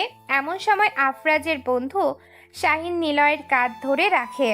কোথায় যাচ্ছিস? তোর সাথে কথা আছে। তোর তো দেখে অনেক হিরো সাজার শখ। তুই জানিস না কার সাথে ঝামেলা বাঁধিয়েছিস? এমপির ছেলে আমি। তোকে এই শহর, এই দুনিয়া থেকে সরাবো আমি। Best of luck bro. Niloy ঘুরে তার কাঁধ থেকে হাত সরিয়ে দেয়। ক্লাসরুমের দিকে হাঁটতে হাঁটতে আফ্রিদ বন্ধু বান্ধবীদের সাথে কথা বলতে থাকে, কিন্তু তার ভেতরে কোথাও যেন গর্ব কাজ করছে। এমন একজন বডিগার্ড আছে আমার। বন্ধুরা আবার ঠাট্টা শুরু করলো। এই যে তোরা চুপ কর, ও আমার বডিগার্ড আর কারো না। সবাই হেসে উঠল। শহরের একটি এতিমখানার পাশে একটা বিরাট বড় ডোবা আছে। সেই ডোবার ভেতরে লাশ হয়ে পড়ে আছে 8 বছরের দুটো ছেলে। ডোবার কিনারায় উল্টো আর সোজা হয়ে পড়ে আছে লাশ দুটোতে কাক এসে ঠোকরাচ্ছে, তাই মানুষ টের পায়। মুহূর্তে সেখানে পুলিশ মিডিয়ার লোক চলে আসে। ঘটনা ছড়িয়ে পড়ে অনেক দূর অবধি। কিন্তু এই ছেলে দুজন কারা? পুলিশ আশেপাশে খোঁজ করে জানতে পারে আল হিকমা এতিমখানায় থাকে এই দুজন ছেলে। পুলিশ সেখানে আসে। এই এতিমখানার মালিক জয় আহমেদ পুলিশদের সামনে বসে আছে। পুলিশ অফিসার অনেক সোজাসুজি প্রশ্ন করলো জয়কে। দেখুন অফিসার, আমি অনেক কাজে ব্যস্ত থাকি, তবে শুনেছি ওই ছেলে দুটো নাকি প্রায় রোজ বাজারে চুরি চিন্তাই করে বেড়াতো। অনেক অফিস রুমের আশেপাশে তাকায়। টেবিলে এক প্যাকেট সিগারেট পড়ে থাকতে দেখে জয় চোখে অদৃশ্য এক ধোঁয়া যেন। অনেক আবার বলে, তাদের গায়ে আঘাতের চিহ্ন, মনে হচ্ছে আগেই পিটিয়ে মারা হয়েছে, তারপর লাশ পানিতে ফেলে দেওয়া হয়েছে। অনেকের মনে হাজারটা প্রশ্ন, তবে সে জানে জয়ের হাত কত লম্বা। সমাজে তার নাম ডাকও আছে। জয় বলে, ওই যে বললাম না, ওদের নামে চুরি চিন্তায় নানা কমপ্লেন আসতো। হয়তো জনতা মারধর করেছে, আমি এসব জানি না। কেন মেরেছি ঠিক জানি না, তবে যতদূর মনে হচ্ছে ওরা এখানে অনেকের সাথে ঝামেলা করত। একদিন শাস্তি দিয়েছিলাম। আপনার এতিমখানায় ছেলেরা মরল, আপনি খোঁজ রাখলেন না? খোঁজ তো নিয়েছি, আপনি এখন আসতে পারেন। আমার একটা কাজ আছে, যেতে হবে। ঠিক আছে, পরে আবার আসবো। জয়ের কথায় অনেক চলে যায় সেখান থেকে। জয় ডাক দেয় ওর লোক রাফিকে। রাফি এগিয়ে আসে। রাফির গালে কষে একটা চড় মেরে বলে, শুয়োরের বাচ্চা, তোদেরকে বলেছিলাম না লাশ দুটো শহরের বাইরে ফেলতে, এখানে ফেলেছিস কেন? ভাই, ভুল হয়ে গেছে। তোর ভুল তোর মায়ের গুজে দেব শালা খানকি পোলা।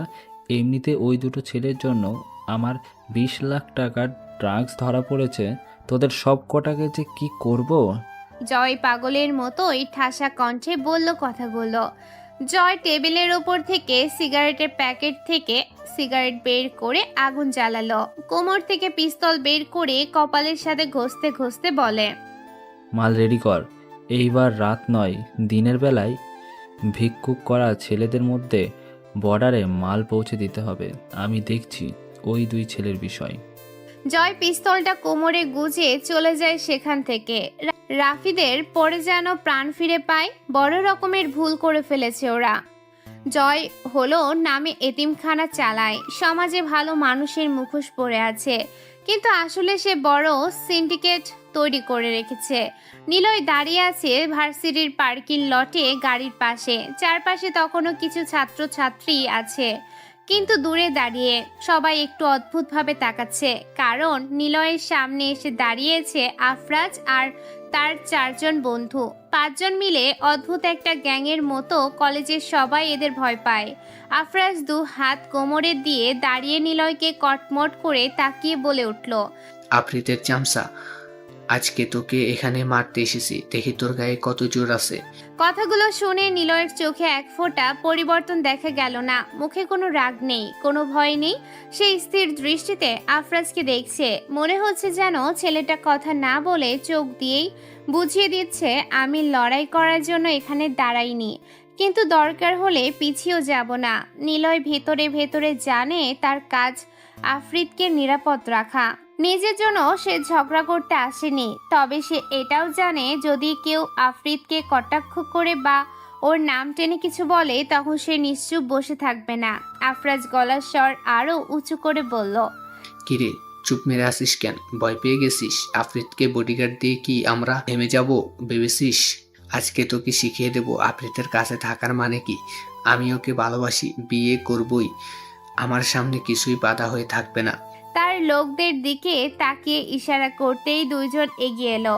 তারা নিলয়ের গায়ের দিকে ধাক্কা দিতে গেল, কিন্তু নিলয় এত টাইট ঠান্ডা মাথায় দাঁড়িয়ে আছে যেন কিছুই হয়নি। ধাক্কা কেউ টলেনি, বরং নিঃশব্দে তাদের চোখের দিকে তাকালো। দূরে দাঁড়িয়ে থাকা ছাত্রছাত্রীরা গুঞ্জন করছে, কেউ বলছে, ছেলেটা স্ট্রং, আফরাজকে তো সবাই চিনে, ওর হাতে পড়তে অনেক ছেলেই একেবারে হাসপাতালে গেছে। কিন্তু নিলয়ের ভাব ভঙ্গি অন্যরকম। সে জানে মারামারির পেছনে পড়লে পরিস্থিতি আরো খারাপ হবে, আফ্রিদের সুনাম ক্ষুণ্ণ হবে। তবুও আফরাজ থামছে না। সে বলল, আজকে তোর মুখ মেরে বাঁকা না করলে আমার নামই আফরাজ নই। ছেলেরা লাগাও এটার উপরে। চারিদিক থেকে 4 জন এগিয়ে এলো। একজন ঘুষি ছুড়ল নিলয়ের দিকে। নিলয় পাশ কাটিয়ে সরে যায়। আরেকজন পেছন থেকে লাথি মারতে গেল। নিলয় হাত দিয়ে তার পা আটকালো। তখনও নিলয় কাউকে আঘাত করেনি, শুধু আত্মরক্ষা করেছে। ছেলেরা রেগে গিয়ে চিৎকার করতে লাগলো, একে ধরে ফেল, বেশি চালাকি দেখাচ্ছে। এভাবে মারামারি যখন তুঙ্গে, তখন আফরাজ অবাক হয়। ছেলেটা ভালো ফাইটিং জানে। ওদিকে আফ্রিদ ক্লাসে বসে আছে। তখন হঠাৎ এক বন্ধু দৌড়ে ক্লাসরুমে ঢুকলো। বেশ হাঁপাতে হাঁপাতে সে আফ্রিদকে বলল। শুনে আফ্রিদের চোখ বড় হয়ে গেল। সে চেয়ারে বসে আর থাকতে পারল না, বই ফেলে উঠে দৌড়ে বেরিয়ে আসে। করিডোর পেরিয়ে সিঁড়ি নেমে এক ছুটে চলে এলো পার্কিং লটে। দূর থেকে আফ্রিদ দেখতে পেল নিলয়কে ঘিরে রেখেছে 5 জন। নিলয় একা দাঁড়িয়ে কারোর আঘাত খাচ্ছে না, আবার কাউকে আঘাত করছে না, শুধু প্রতিটা আক্রমণ ঠেকাচ্ছে। আফ্রিদ চিৎকার করে উঠল, আফরাজ থামো। সবার চোখ ঘুরে গেল তার দিকে। আফরাজ মুচকি এসে বলল, এই যে নায়িকা হাজির। আফ্রিদ, তোমার বডিগার্ডকে বাঁচাতে এসেছো নাকি? আফ্রিদ রাগে গমগম করতে করতে সামনে এসে দাঁড়ালো। সে বলল, আফরাজ, এটা কি হচ্ছে? ইউনিভার্সিটিকে তুমি তোমার মারামারি আড্ডা বানাচ্ছ? নিলয়কে কেন মারছো? কারণ ও তোমাকে পাহারা দেয়। তুমি কি ভাবছো একটা দেহরক্ষী এনে আমাদের ভয় দেখাবে? নিজেকে সামলে রাখবে। এটা আমার সিদ্ধান্ত। আমার বাবা যাকে পাঠিয়েছে তাকে কেউ হাত দিতে পারবে না। আর নিলয়, তুমি কি বডিগার্ড? হ্যাঁ, আমি কাউকে মারতে আসিনি ম্যাম, আমি শুধু দায়িত্ব পালন করছি। যদি আপনার কাছে কেউ আসতে চায় আর আপনি তা যদি গ্রহণ না করেন, তবে আমি তাকে সামলে নেব। আপনি আমাকে ফিরতে বললে আমি ফিরব। আফ্রিদ পাশে দাঁড়িয়ে মাথা নেড়ে সমর্থন জানালো। চারপাশে যারা দাঁড়িয়ে ছিল তারা দৃশ্যটা দেখে আরো অবাক। সবাই ভাবছে এই ছেলেটার ভেতরে আলাদা কিছু আছে। আফরাজ এক মুহূর্ত থেমে গেল। তার চোখে বিরক্তি, অপমান। সে ঠোঁট বলল, আজকে তোকে ছাড়ছি আফ্রিদের জন্য, কিন্তু মনে রাখিস একদিন তোকে মাটিতে ফেলে দেবো মেরে। সে ঘুরে দাঁড়ালো। বাকিরা অনিচ্ছা সত্ত্বেও তার পিছু নিল।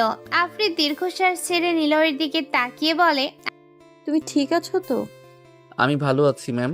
আফ্রিদ কিছুক্ষণ চুপ করে রইল, তারপর মুচকি হেসে বলল, জানো, আমি ভেবেছিলাম তুমি হয়তো তাদের সাথে মারামারি করবে, কিন্তু তুমি শুধু আত্মরক্ষা করলে। মারামারি আমার কাজ না, আমার কাজ শুধু আপনাকে নিরাপদ রাখা। আফ্রিদের চোখে কেমন যেন এক ঝলক ভরসা ফুটে উঠল। আকাশ বসে আছে একটি বিশাল ঘরে। ঘরটা দেখতে যেন কোনো 5 তারকা হোটেলের কনফারেন্স রুম।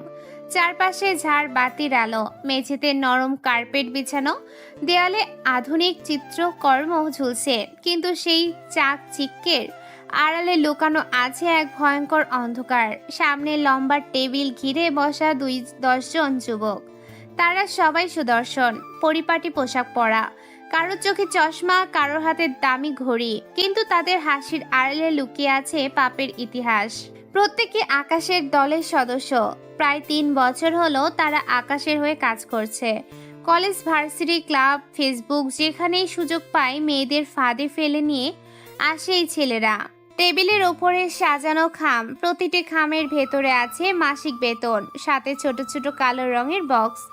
আকাশ ধীরে ধীরে দাঁড়িয়ে সবার দিকে তাকায়, হাতে সিগারেট, আঙুলে দামি আংটি পরা। সে আগুন ধরিয়ে টান দেয়, তারপর ধোঁয়া ছেড়ে গম্ভীর কণ্ঠে বলে।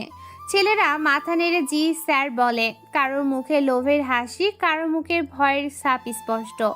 আকাশ আবার বলতে থাকে, বাইরে কান্ট্রিতে দেশি মেয়েদের চাহিদা প্রচুর।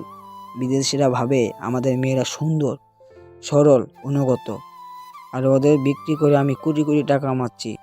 তোমরা তোমাদের মতো করে মেয়ে পটিয়ে আনো। বক্সের নতুন 1 বছরের জন্য যতগুলো সিম দরকার সব আছে।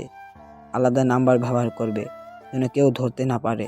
আর একটা শর্ত, ধরা পড়লে তোমরা আমাকে চিনো না, আমিও তোমাদেরকে চিনি না। মনে রেখো, তোমরা কখন কি করো, এমনকি বাথরুমে কি সাবান ব্যবহার করো, সেটার খবর আমি জানি। তাই কেউ চালাকি করার চিন্তাও করবে না।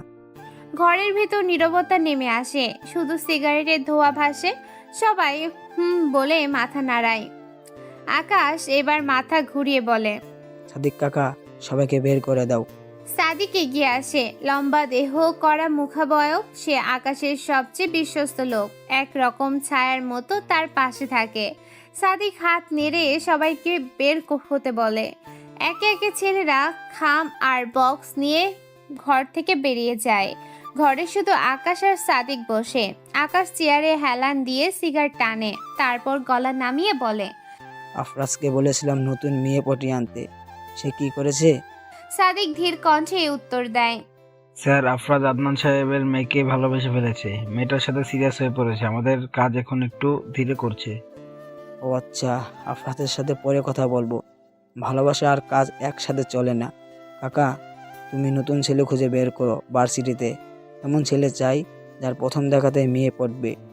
ঠিক আছে, আমি 2-1টা ছেলেকে নজরে রেখেছি, তাদের দিয়ে টেস্ট করিয়ে নেব। যাদের কথায় মেয়ে গলে যায় তারাই আমাদের কাজের লোক। আকাশ সাদিকের কথা শুনে তৃপ্তির হাসি হেসে বলে, এটাই চাই। আমাদের দরকার টাকা। আমি যাই মসজিদে টাকা দান করি। আমি কিছুই করি না, সবই উপরওয়ালার ইশারা। উনি যা দেন আমি তা দান করি। আল্লাহর পথে দান করতে হয়। আর হ্যাঁ, কাজ শেষে নামাজ পড়তে ভুলবে না। সাদিকও হেসে বলে, স্যার, আল্লাহর নাম আমাদের ঢাল। মানুষ ভাবে আমরা খোদাভীরু, অথচ আমরা পৃথিবীর সবচেয়ে বড় খেলোয়াড়। দুজনের হাসি মিশে যায়। আকাশ হঠাৎ দাঁড়িয়ে জানালার দিকে যায়। বাইরে দূর সূর্যাস্তের আলো ঝলমল করছে। সে হালকা গলায় বলতে থাকে, মানুষ ভাবে আমি শুধু ব্যবসায়ী, তারা জানে না আসল ব্যবসা কি। আমি প্রতিদিন মসজিদে টাকা দান করি, গরিবের হাতে ভাত তুলে দিই।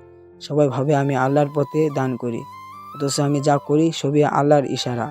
উনি দেন, আমি দান করি। মানুষ আমাকে সাধু ভাবে, কিন্তু আসলে আমি কে তা কেউ জানে না। সাদিক দাঁড়িয়ে থাকে। আকাশ হঠাৎ হাতে ধরা রিমোট চাপে। সামনের দেয়াল জুড়ে বিশাল স্ক্রিনে ভেসে ওঠে একটি ঘর। ক্যামেরার ভেতরে দৃশ্য।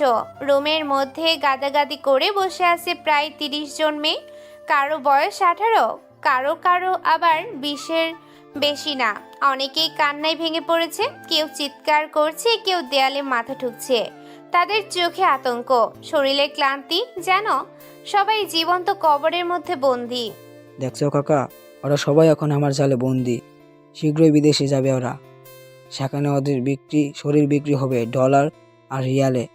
আকাশ জোরে হেসে ওঠে। সেই হাসিতে আছে হিংস্রতা।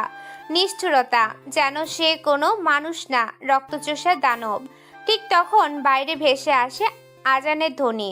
আকাশের মুখ এক মুহূর্তে গম্ভীর হয়ে যায়। সে পকেট থেকে একটি সাদা টুপি বের করে মাথায় পরে, তারপর ড্রয়ার থেকে তসবিহ তুলে নেয় হাতে। চলো কাকা, নামাজ পড়তে যাই। আল্লাহর কাছে কৃতজ্ঞতা প্রকাশ করতে হবে। মনে রাখবে, নামাজ, রোজা, জাকাত এগুলো আমাদের ধর্ম। আকাশের কথা শুনে সাদিক মাথা নিচু করে দাঁড়িয়ে থাকে।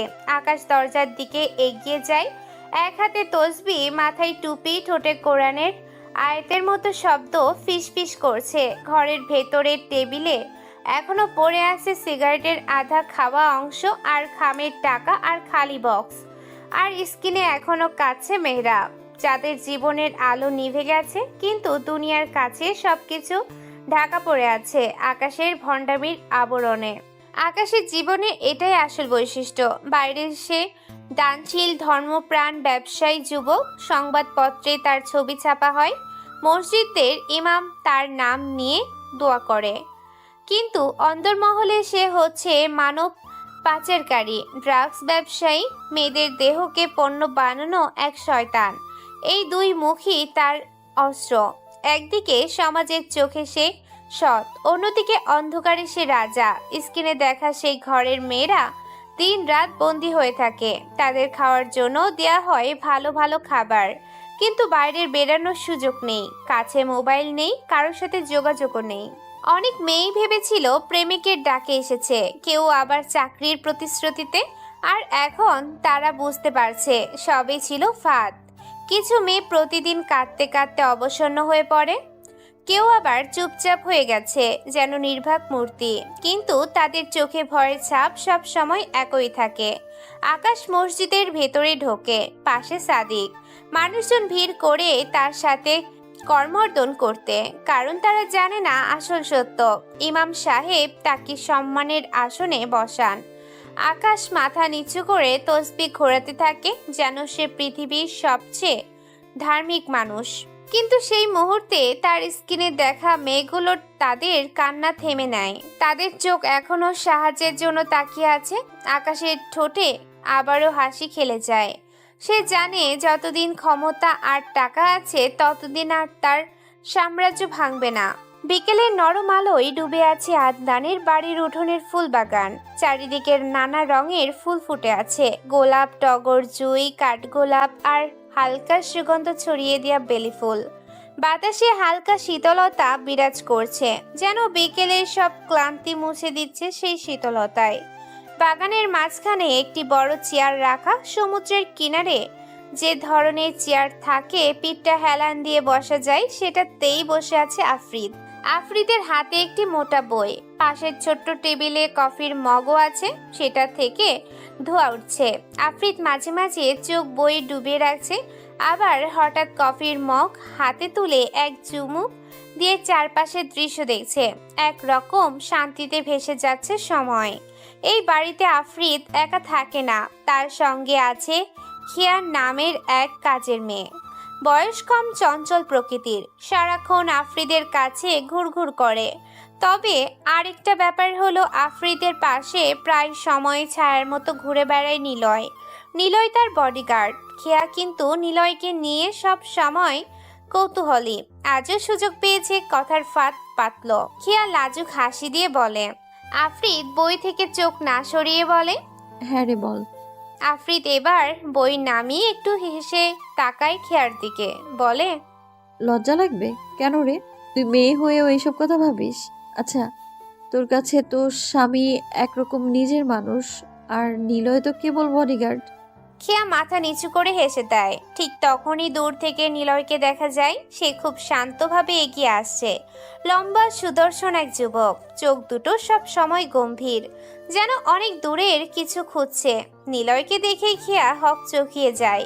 মুখটা সাথে সাথে ওড়না দিয়ে ঢেকে ফেলে, যেন অপরাধী হয়ে পড়েছে।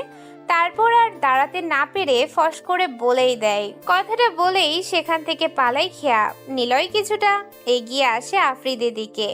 চেহারায় কোনো পরিবর্তন নেই। তার একটা অদ্ভুত অভ্যেস, সে কখনো সরাসরি আফ্রিদের দিকে তাকায় না।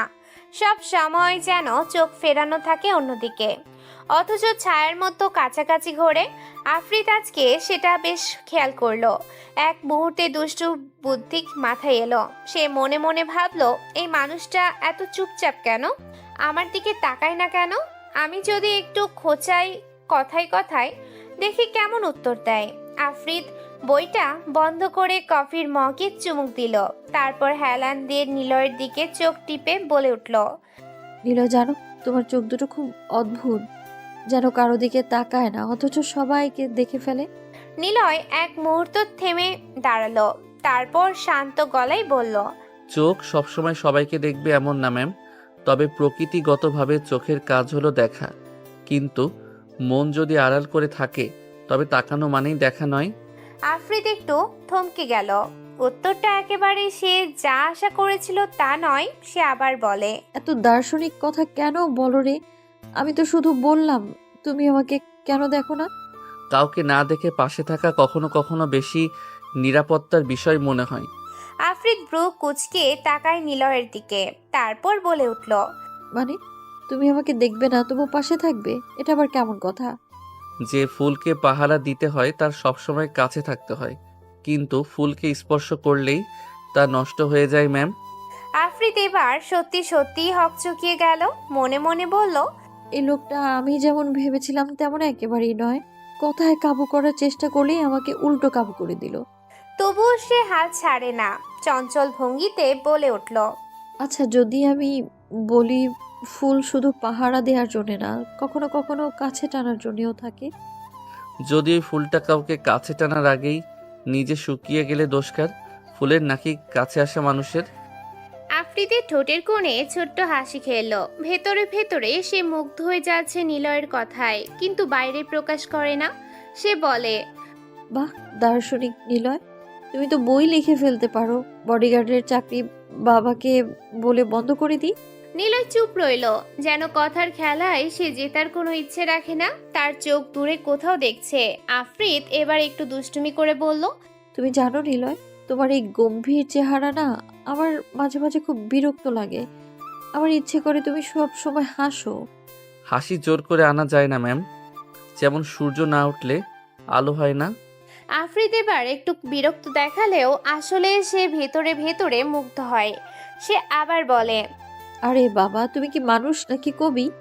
সবকিছুর উত্তর এভাবে কেন দাও? আমি মানুষই, তবে মানুষকে বুঝতে হলে অনেক সময় কবিতা হয়ে যেতে হয়।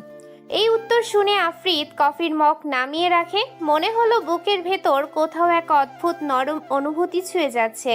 সে তাড়াতাড়ি সেটা লুকিয়ে আবার দুষ্টু ভঙ্গিতে বলল, আচ্ছা নিলয়, যদি হঠাৎ আমি বলি তুমি আমাকে একদিন ভালোবেসে ফেলবে, তখন কি উত্তর দেবে? নিলয় একটু দেরি করলো না উত্তর দিতে, যেন মুখেই তার সব উত্তর লুকিয়ে আছে। সে বলে, ভালোবাসা সবসময় মুখে বলার জিনিস নয় ম্যাম, সেটা ঘটে যায়, কাউকে জানানো না হলেও বোঝা যায়। বাহ, তুমি তো একদম আমার পরীক্ষার প্রশ্নের মতো, যত পড়ি তত জটিল হয়ে যাও। প্রশ্ন যত কঠিন হয় উত্তর খুঁজে পাওয়া তত সহজ হয়, কারণ কঠিন প্রশ্নের উত্তর সবসময় প্রশ্নের ভেতর লুকিয়েই থাকে। কি ব্যাপার, দুষ্টুমি করে সবসময় সবাইকে হারানো যায় না। ওরা দুজনে চমকে যায়। ঘুরে তাকিয়ে দেখে জেসিয়া দাঁড়িয়ে আছে। আফ্রিদ ওর মাকে দেখে কপাল কুঁচকালো, কারণ তার মা সব সময় আফ্রিদকে দৌড়ের উপরে রাখে। আফ্রিদ বলে, মা তুমি কখন এলে? অনেকটা আগে। নিলয়, তুমি দেখেছো মা এসেছে? হ্যাঁ দেখেছে, আমি বারণ করেছিলাম তোকে না বলতে। আর দুষ্টুমি করবি কার সাথে? খেতে আয়, তোর জন্য পায়েস রেঁধেছি। আফ্রিদ উঠে দাঁড়ালো। নিলয়ের দিকে তাকায় সে। আফ্রিদ পৌঁছে গেছে। নিলয়ের সাথে যতই দুষ্টুমি করুক, নিলয় তা চুপচাপ সহ্য করতে পারবে। বিকেলের আলো ধীরে ধীরে স্নান হয়ে গেল। পাখির ডাক কমে আসতে শুরু করেছে। ফুল বাগানের গন্ধ আরো ঘন হয়ে উঠতে থাকে। আফ্রিদ মনে মনে ভাবে, আমি ভেবেছিলাম নিলয়কে সহজেই কথায় হারাবো, কিন্তু উল্টো সে প্রতিটা কথা আমায় জড়িয়ে ফেলছে। এই মানুষটার ভেতরে কি আছে কে জানে। আকাশ বাড়িতে এসেছে। ক্লান্ত, কিছুটা রাগী চেহারা বিরাজ করছে ওর মাঝে। দরজার সামনে এসে কলিং বেল বাজাতেই ভেতর থেকে দৌড়ে আসে মিহি। মিহি হলো আকাশের বউ। দরজা খুলে দেওয়ার সময় মিহির চোখে একটা অদ্ভুত খুশির আলো খেলে যায় আকাশের দেখে। আর সেটা হয়তো ভালোবাসার, নয়তো আশা নিয়ে থাকার ঝিলিক। অথচ আকাশের চোখে কোনো ভালোবাসা নেই, তার ঠোঁটে নেই কোনো হাসি। সে একদম নির্লিপ্তভাবে ভিতরে ঢুকে যায়। মিহি হলো আকাশের সুন্দরী একটি বউ। একে অপরকে বিয়ের আগে ভালোবাসছিল। আকাশ খুবই ভালোবাসা দিয়েছিল মিহিকে। মিহির সাথে তার বিয়ে হতে চলেছে 3 বছর প্রায়। মিহি এখন সংসার করে, রান্না করে, ঘর সামলাচ্ছে, সব করছে, কিন্তু একটা জিনিস পায়নি, আর সেটা হলো ভালোবাসা। আকাশ তাকে সামান্যতম ভালোবাসে না, বরং মিহিকে দেখলে আকাশের ভেতরে চাপা ক্ষোভ, অভিমান আর বিরক্তিবোধ চলে আসে। আসলে আকাশ ধরা পড়ে বাধ্য হয়ে মিহিকে বিয়ে করেছিল। তাহলে প্রেম ভালোবাসার কথা কেন বললাম? আসলে আকাশের কাছে মিহির সাথে সম্পর্কটি ছিল একটি খেলা, কিন্তু সেটা ঘটার আগেই মিহিকে বিয়ে করতে হয়। আকাশের সব ভালোবাসা মিহি বুঝতে পারে, সব মুখে মুখেই ছিল। আকাশের কাছে এই ভালোবাসার সম্পর্কটা ছিল একটা ফাঁদ, যেখানে সে নিজেই জড়িয়ে গেছে। অথচ এই ফাঁদের শুরুটা হয়েছিল একেবারেই অন্যরকম ভাবে। আকাশের সাথে মিহির পরিচয় হয়েছিল এক বিয়েতে। শহরের এক নামকরা ব্যবসায়ীর মেয়ের বিয়ে ছিল। সাজসজ্জা, আলো, গানের সুর, হইচই সব মিলিয়ে এক উৎসব মুখর পরিবেশ ছিল। সেই বিয়েতে মিহিকে প্রথম দেখে আকাশ। মিহি দেখতে সুন্দরী, রূপে গুণে যেন একেবারে পূর্ণ। তার ভেতর এমন এক আকর্ষণ আছে যা 10টা ছেলেকে একাই পাগল করে দিতে পারে। হাসলে মনে হয় যেন চারপাশ আলোকিত হয়ে ওঠে। তার হাঁটা, কথা বলা, চোখের চাহনি সব কিছুতেই ছিল এক ধরনের জাদু। আকাশ তাকে দেখেই প্রথমে যেন পাগল হয়ে যায়, কিন্তু সেই পাগলামি প্রেমের কারণেই নয়, বরং নিজের স্বার্থে। আকাশের মাথায় তখন শুধু বিজনেস করছিল। তার কাছে মানুষ মানে ছিল ব্যবসার অংশ। লাভ ক্ষতির হিসাব ছাড়া কিছুই সে ভাবতো না। মিহিকে দেখে তার মাথায় নতুন এক আইডিয়া আসে। এই মেয়েকে যদি পটানো যায় তবে পরে বিদেশে পাচার করে বড় অঙ্কের টাকা কামানো যাবে। এমন নোংরা চিন্তা ঘুরতে থাকে আকাশের মাথায়। বেশ কষ্টে মিহির নাম্বার ম্যানেজ করে। শুরু হয় মিহিকে কল দেওয়া, মেসেজ করা। প্রথম মাস খানিক মিহি এসবের দিকেই নজর দেয়নি, কিন্তু পরে দেখে নতুন একটি ছেলে তার পেছনে ঘুরছে, কল মেসেজ করছে। বিষয়টা মিহির নজরে আসে। আকাশ প্রেম করার ভান শুরু করে। ফুল দিয়ে, উপহার দিয়ে, ফোনে কথা বলে, বিভিন্নভাবে মিহিকে কাছে টানার চেষ্টা করতে থাকে। কিন্তু মিহি ছিল অন্যরকম। প্রথম দিকে আকাশকে পাত্তা তো দূরের কথা, বরং তুচ্ছ তাচ্ছিল্য করে অপমান করত। আপনার মতো ছেলেদের আমি খুব ভালো করেই চিনি, দূরে থাকলেই ভালো, এসব প্রেমের কথা আর বলবেন না। এসব বলতো মিহি। এমন অপমান শুনে আকাশের ভেতরের এক রাশ রাগ জমতে থাকে। সে ঠিক করে মিহিকে যেভাবেই হোক নিজের করতে হবে। শুধু প্রেম নয়, প্রথমে শরীর দিয়ে খেলবে, তারপর সুযোগ বুঝে বিদেশে পাচার করে দিবে। কিন্তু একসময় পরিস্থিতি অন্যদিকে মোড় নেয়। আকাশ মিহিকে পটানোর জন্য যে অভিনয় শুরু করেছিল, ধীরে ধীরে সেটাই পরিণত হয় আসল পাগলামিতে। মিহির বাসা ছিল শহরের বাইরে, যেতে সময় লাগতো প্রায় 3 ঘন্টা। রাত গভীর হলে যদি মিহি একবারও বলে, আজ তোমাকে খুব দেখতে ইচ্ছে করছে, তাহলেই আকাশ সবকিছু ফেলে বেরিয়ে পড়তো। আকাশের এমন পাগলামি দেখে মিহি আর থাকতে পারতো না। আকাশকে ভালোবেসে ফেলেছিল। এমনই হয়েছে, মিহির জন্য আকাশ তার কলেজের সামনে ঘন্টার পর ঘন্টা দাঁড়িয়ে থেকেছে। কখনো ভিজে যেত বৃষ্টিতে, কখনো দাঁড়িয়ে থাকতো প্রচণ্ড শীতে কাঁপতে কাঁপতে। মিহি ভাবতেই পারেনি তার জন্য একজন ছেলে এমন করতে পারে।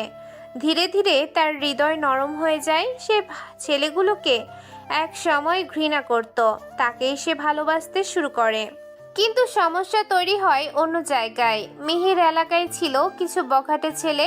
তারা দেখে আকাশ প্রায় আসে। মিহির সাথে মিশে তাদের হিংসা হয়। মামুন নামের একটা ছেলে বলে। তারা সুযোগ খুঁজতে থাকে আকাশকে শিক্ষা দেওয়ার জন্য। আকাশ সম্পর্কে ওদের কোনো ধারণাই ছিল না। একদিন মিহি আকাশকে ডাকে। আকাশ তাকে শহরে আসতে বলে, কিন্তু মিহি রাজি হয় না, বরং আকাশকেই তাদের এলাকায় আসতে বলে। রাতের নির্জন জায়গায় দেখা করার সিদ্ধান্ত হয়। আকাশ যায় মিহিকে দেখে। মিহি তার কাঁধে মাথা রেখে বসে থাকে।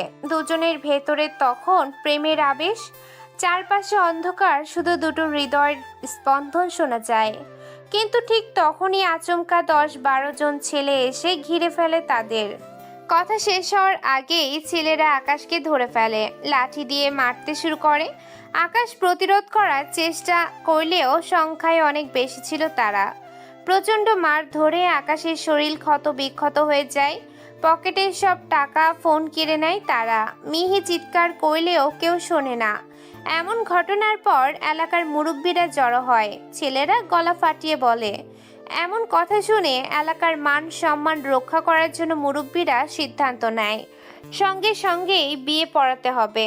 মিহির কিছু বলার সুযোগ ছিল না, আকাশেরও না।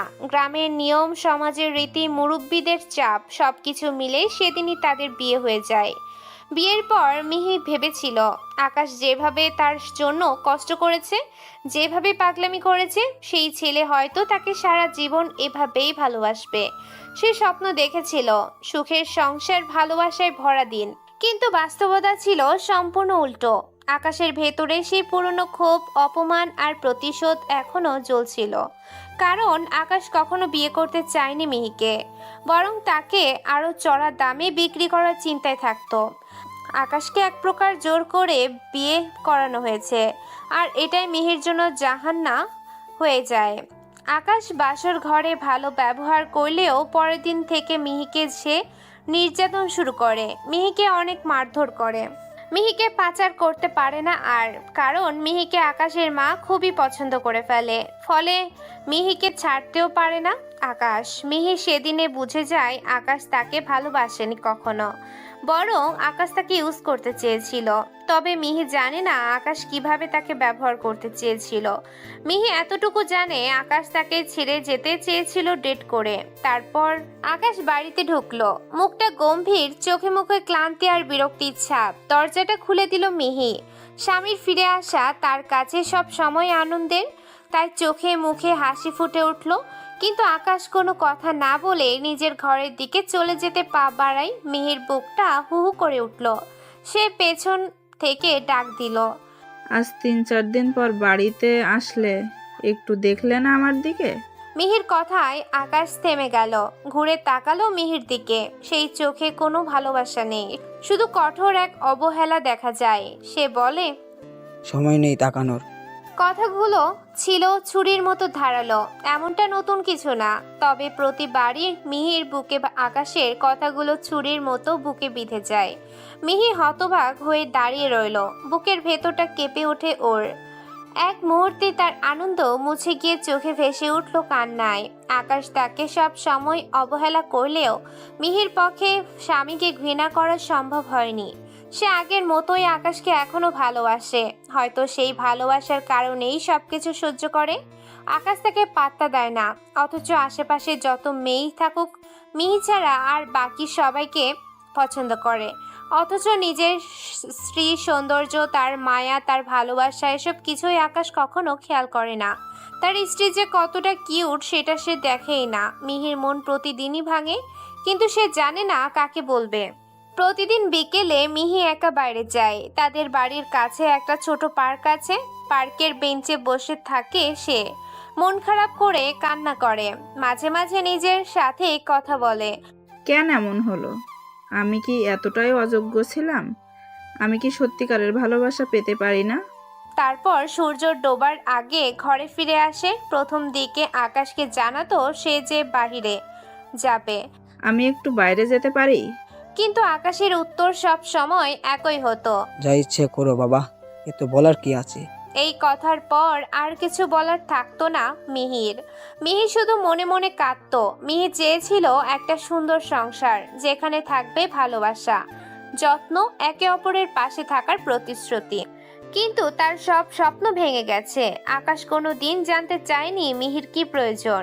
সে অসুস্থ হলে খোঁজ নেয়নি, ভালো আছো কিনা, কিছু লাগবে কিনা, এসব কোনো দিনও প্রশ্ন করেনি আকাশ। আর জানবেই বা কেন? বিয়ের পর দিনই তো আকাশ স্পষ্ট করে বলে দিয়েছিল, দেখো মিহি, তোমাকে আমি সত্যটা বলি, আমি তোমাকে কখনো ভালোবাসিনি। আমি কখনো তোমাকে বিয়ে করতাম না।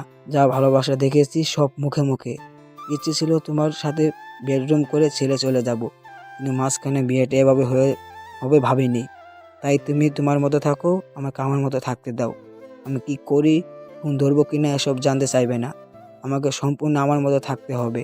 ভালো না লাগলে চলে যেতে পারো। মিহি কথাগুলো শুনে বোবা হয়ে গিয়েছিল। তার মনে হচ্ছিল বুকটা ভেঙে যাচ্ছে, চোখ দিয়ে অজান্তেই গড়িয়ে পড়ে অশ্রু।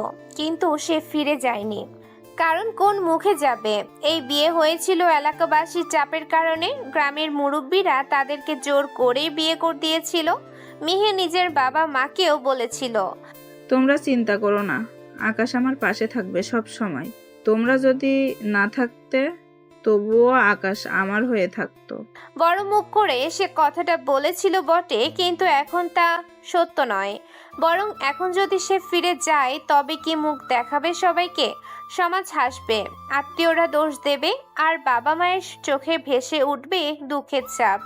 তাই মিহি সবকিছু মেনে নিয়েছে। ভেবেছিল ধীরে ধীরে আকাশকে নিজের করে নিবে, হয়তো সময়ের সাথে বদলে যাবে সে।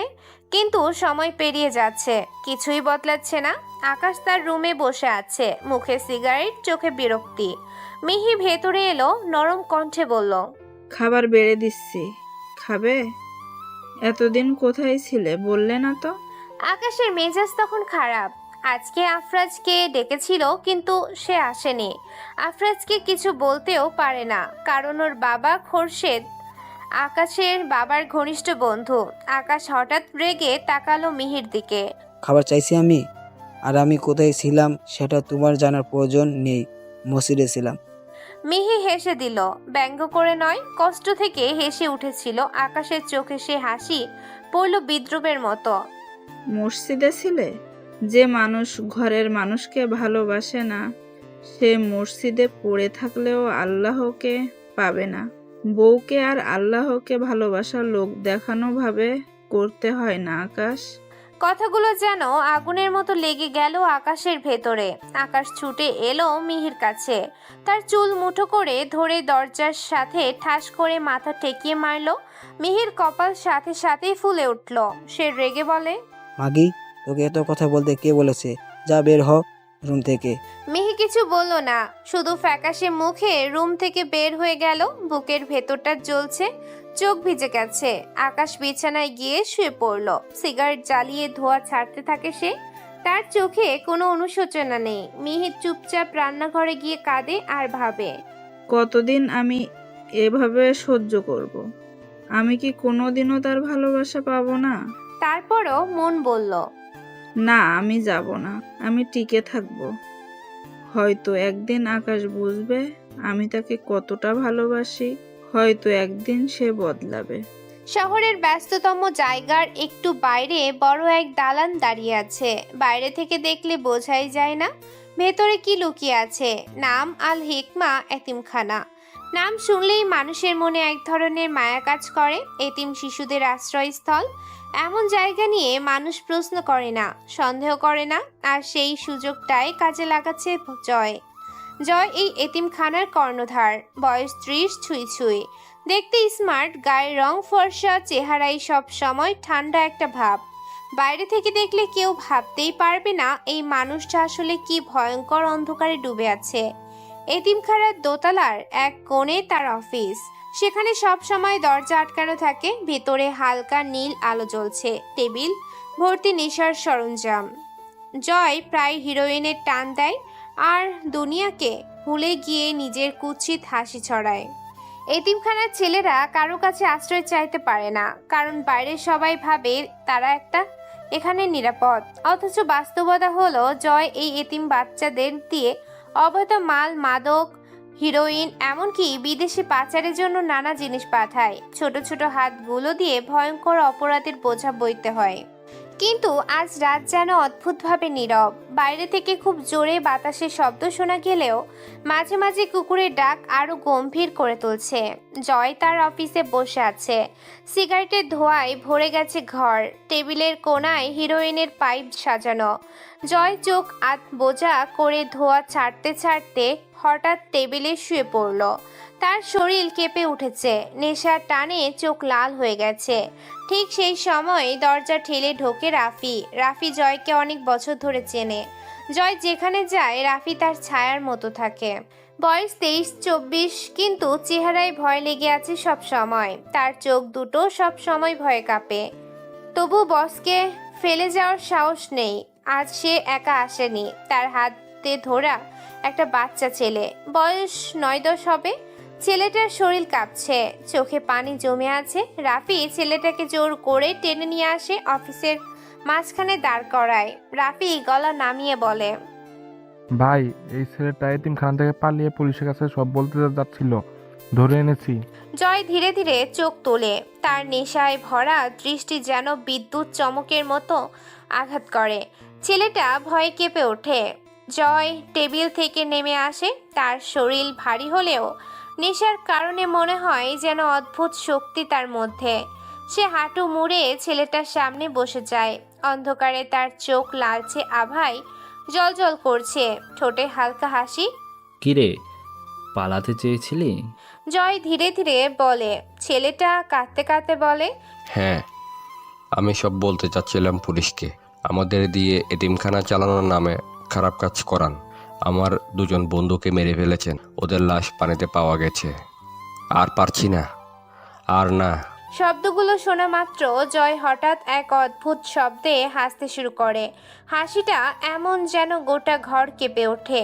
দেয়ালের ঘড়িটা পর্যন্ত যেন থেমে যায় সেই হাসির আওয়াজ।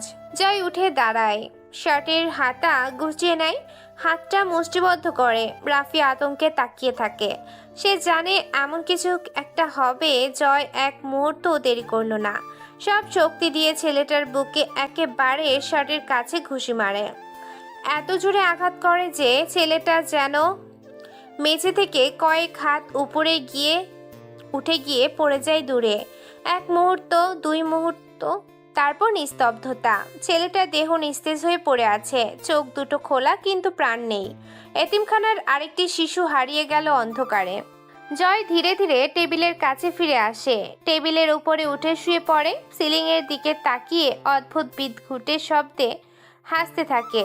হাসিটা এবার আরো ভয়ঙ্কর, যেন সে মৃত্যু দেখে আনন্দ পাচ্ছে। রাফির শরীর কাঁপছে। সে অসংখ্যবার বসের এমন উন্মাদ আচরণ দেখেছে, কিন্তু প্রতিবারই তার মনে হয় এবার হয়তো তিনি থামবে।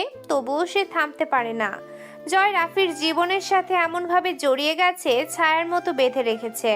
হাসতে হাসতে জয় হঠাৎ থেমে যায়, সোজা হয়ে বসে রাফির দিকে তাকায়, তারপর বলে, শোন রাফি, লাশটা এবার যেন পুকুরে ফেলবি না। সবাই সন্দেহ করছে, জঙ্গলে ফেলে আয়, বুঝলি? রাফি মাথা নেড়ে সম্মতি জানায়। জয় টেবিলে রাখা টাকার বান্ডিল হাতে তুলে নেয়, চোখে উন্মাদ ঝিলিক নিয়ে কবিতা বলতে থাকে। টাকায় গাড়ি, টাকায় বাড়ি, টাকায় অনেক টাকা। এই ভুবনে চলতে গেলে টাকা ছাড়া সবই ফাঁকা। তাই টাকাই আমার আসল নেশা। তারপর সে আবার হাসতে থাকে। রাফি কাঁপতে কাঁপতে লাশটা তুলে নেয়। ছেলেটার ছোট শরীরটা রাফির কাঁধে ঝুলে থাকে। নিথর হয়ে লাশ নিয়ে বের হওয়ার সময় রাফির বুক কেঁপে ওঠে। তার চোখে বারবার ভেসে ওঠে ছেলেটার মুখটা। বয়স তো বেশি না, 12 কি 13, বাচ্চা একটা প্রাণ, অথচ এত সহজে শেষ হয়ে গেল। রাফি জানে এইসব কাজ করতে করতে একদিন তার নিজেরও শেষ হবে, কিন্তু তবুও সে জয়কে ফেলে যেতে পারে না। জয়কে ভয় পায় সে, আবার ভয় ছাড়া আর তার বাঁচার উপায়ও নেই। টাকাও দেয় তাকে। সে লাশ নিয়ে বাইরে বের হয়। রাত তখন গভীর। এতিমখানার চারপাশে কুকুর ঘুরছে। দূরে অন্ধকারে জঙ্গলের পথ। রাফি হেঁটে যায় সেই পথে। অফিসে একা বসে জয় আবার হিরোইনের টান দেয়। তার চোখ ধীরে ধীরে ঝাপসা হয়ে আসে, কিন্তু ভেতরে যেন দানব জেগে ওঠে। নিজের মনে বিড়বিড় করে, এতিমখানার এই বাচ্চারা, এরা আমার জন্য উপহার। এদের দিয়ে আমি টাকা বানাই, আমার সাম্রাজ্য বানাই। আমি জয়, আমার কাছে সবাই খেলনা। সে হেসে ওঠে আবার। ঘরটা যেন দম বন্ধ করা অন্ধকারে ভরে ওঠে। বিকেলের সূর্য ধীরে ধীরে অস্তাচল ছুঁয়ে দিয়েছে শহরের সামনে হালকা রং। আকাশে নরম আলোর রং।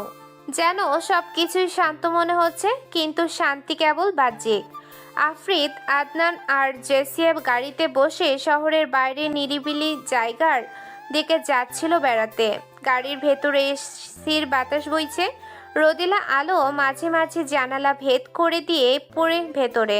নিলয় গাড়ি চালাচ্ছে চুপচাপ বসে। সে সব সময় এমন কোনো কথায় ব্যস্ত হয় না, কিন্তু চোখ সব সময় সতর্ক।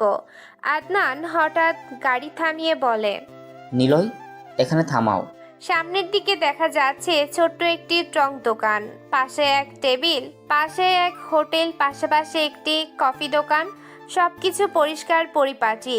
আদনান সেটা দেখেই গাড়ি থামাতে বলে, কারো ওয়াশরুমের প্রয়োজন হলে এখানে নামো। আফরিদ, জেসিয়া ও আদনান গাড়ি থেকে নামে। জায়গাটা সুন্দর, মেইন রোডের পাশে এমন ব্রেক নেওয়ার জায়গা বানিয়ে রেখেছে। আদনান হেসে বলে, আফরিদ, এখানে দাঁড়া, আমি ওয়াশরুমে যাব। আচ্ছা বাবা। আফরিদ বলল কথাটা আর গম্ভীর মুখে দোকানের দিকে তাকালো। তখন টং দোকানের ভেতরে চোখে পড়ল কিছু অচেনা ছেলেকে। 5 জন ছেলে বসে আছে, তারা যেন আফরিদের দিকে টার্গেট করে তাকাচ্ছে। ওদের চোখে হাহাকার, যেন খেলা নয়, কিছুটা হুমকি আছে। তাদের মধ্যে লিডার ছেলেটার নাম সুমন, ওর হাতে ছোট্ট লেজার লাইট। হঠাৎ লাইটটি আফরিদের বুকের দিকে ঘুরল। আফরিদ প্রথমে বুঝতে পারে না। লেজারের আলো প্রথমে বুকের ডান পাশে, তারপর বাম পাশে, তারপর ঠোঁটের কাছে এসে থেমে যায়। জেসিয়ার চোখে পড়ে আলোটার।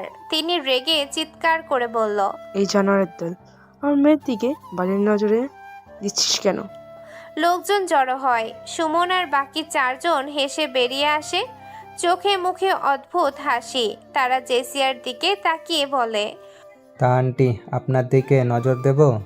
যদিও আপনাকে বয়স কম মনে হচ্ছে, চলবে দুটোই।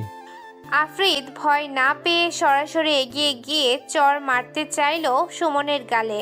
ঠিক তখন সুমন হাত বাড়িয়ে তাকে ধরে থামায়। আফরিদ বলে, আমাকে জানো না, আমার বাবাকে তাও জানো না। ভালো করেই বলছি, সময় থাকতে মাফ চেয়ে নে, নইলে তোদের সবার কি অবস্থা হবে কে জানে। সুমন হাসে, হাতটা একটু চেপে ধরে নিয়ে বলে, চুপ করো গো সোনা, আহ কি নরম তোমার হাত। এমন সময় ওয়াশরুম থেকে আদনান বের হয়ে আসে। মেয়ের এমন অবস্থা দেখে চোখের রাগ আর মুখে কড়া ভাব চলে আসে। তার মেয়ের সাথে এমন বেয়াদবি করছে 5 জন ছেলে। আদনান তাড়াতাড়ি এগিয়ে এসে বলল, ওই, আমার মেয়ের হাত ছাড়। সুমন আবার হাসে, মুখে কুৎসিত হাসি রেখে বলে, আরে বইডাটা আসছেন আঙ্কেল, আপনার মেয়ে তো দেখি সে একটা মান। এত সুন্দর প্রোডাক্ট কোথা থেকে আমদানি করলেন? এই কথায় আদনানের রাগ যেন মাথায় উঠে যায়। পায়ের ধ্বনি, হাতের সংকেত, সবকিছু থেকে বোঝা যায় যে তার রাগ সীমা ছাড়িয়ে গেছে। কফির দোকানে এগিয়ে এসে বলে। আদনান এগিয়ে আসতেই সুমন আদনানের গলা চেপে ধরে। আফরিদ আর দেরি করে না, নিলয়কে জোরে ডাক দেয়। সুমন হাসতে হাসতে বলে, কি বউড়া, তোমার মেয়েকে? সুমন পুরো কথাটা শেষ করতে পারে না, দম করে একটা শব্দ হয়, তারপর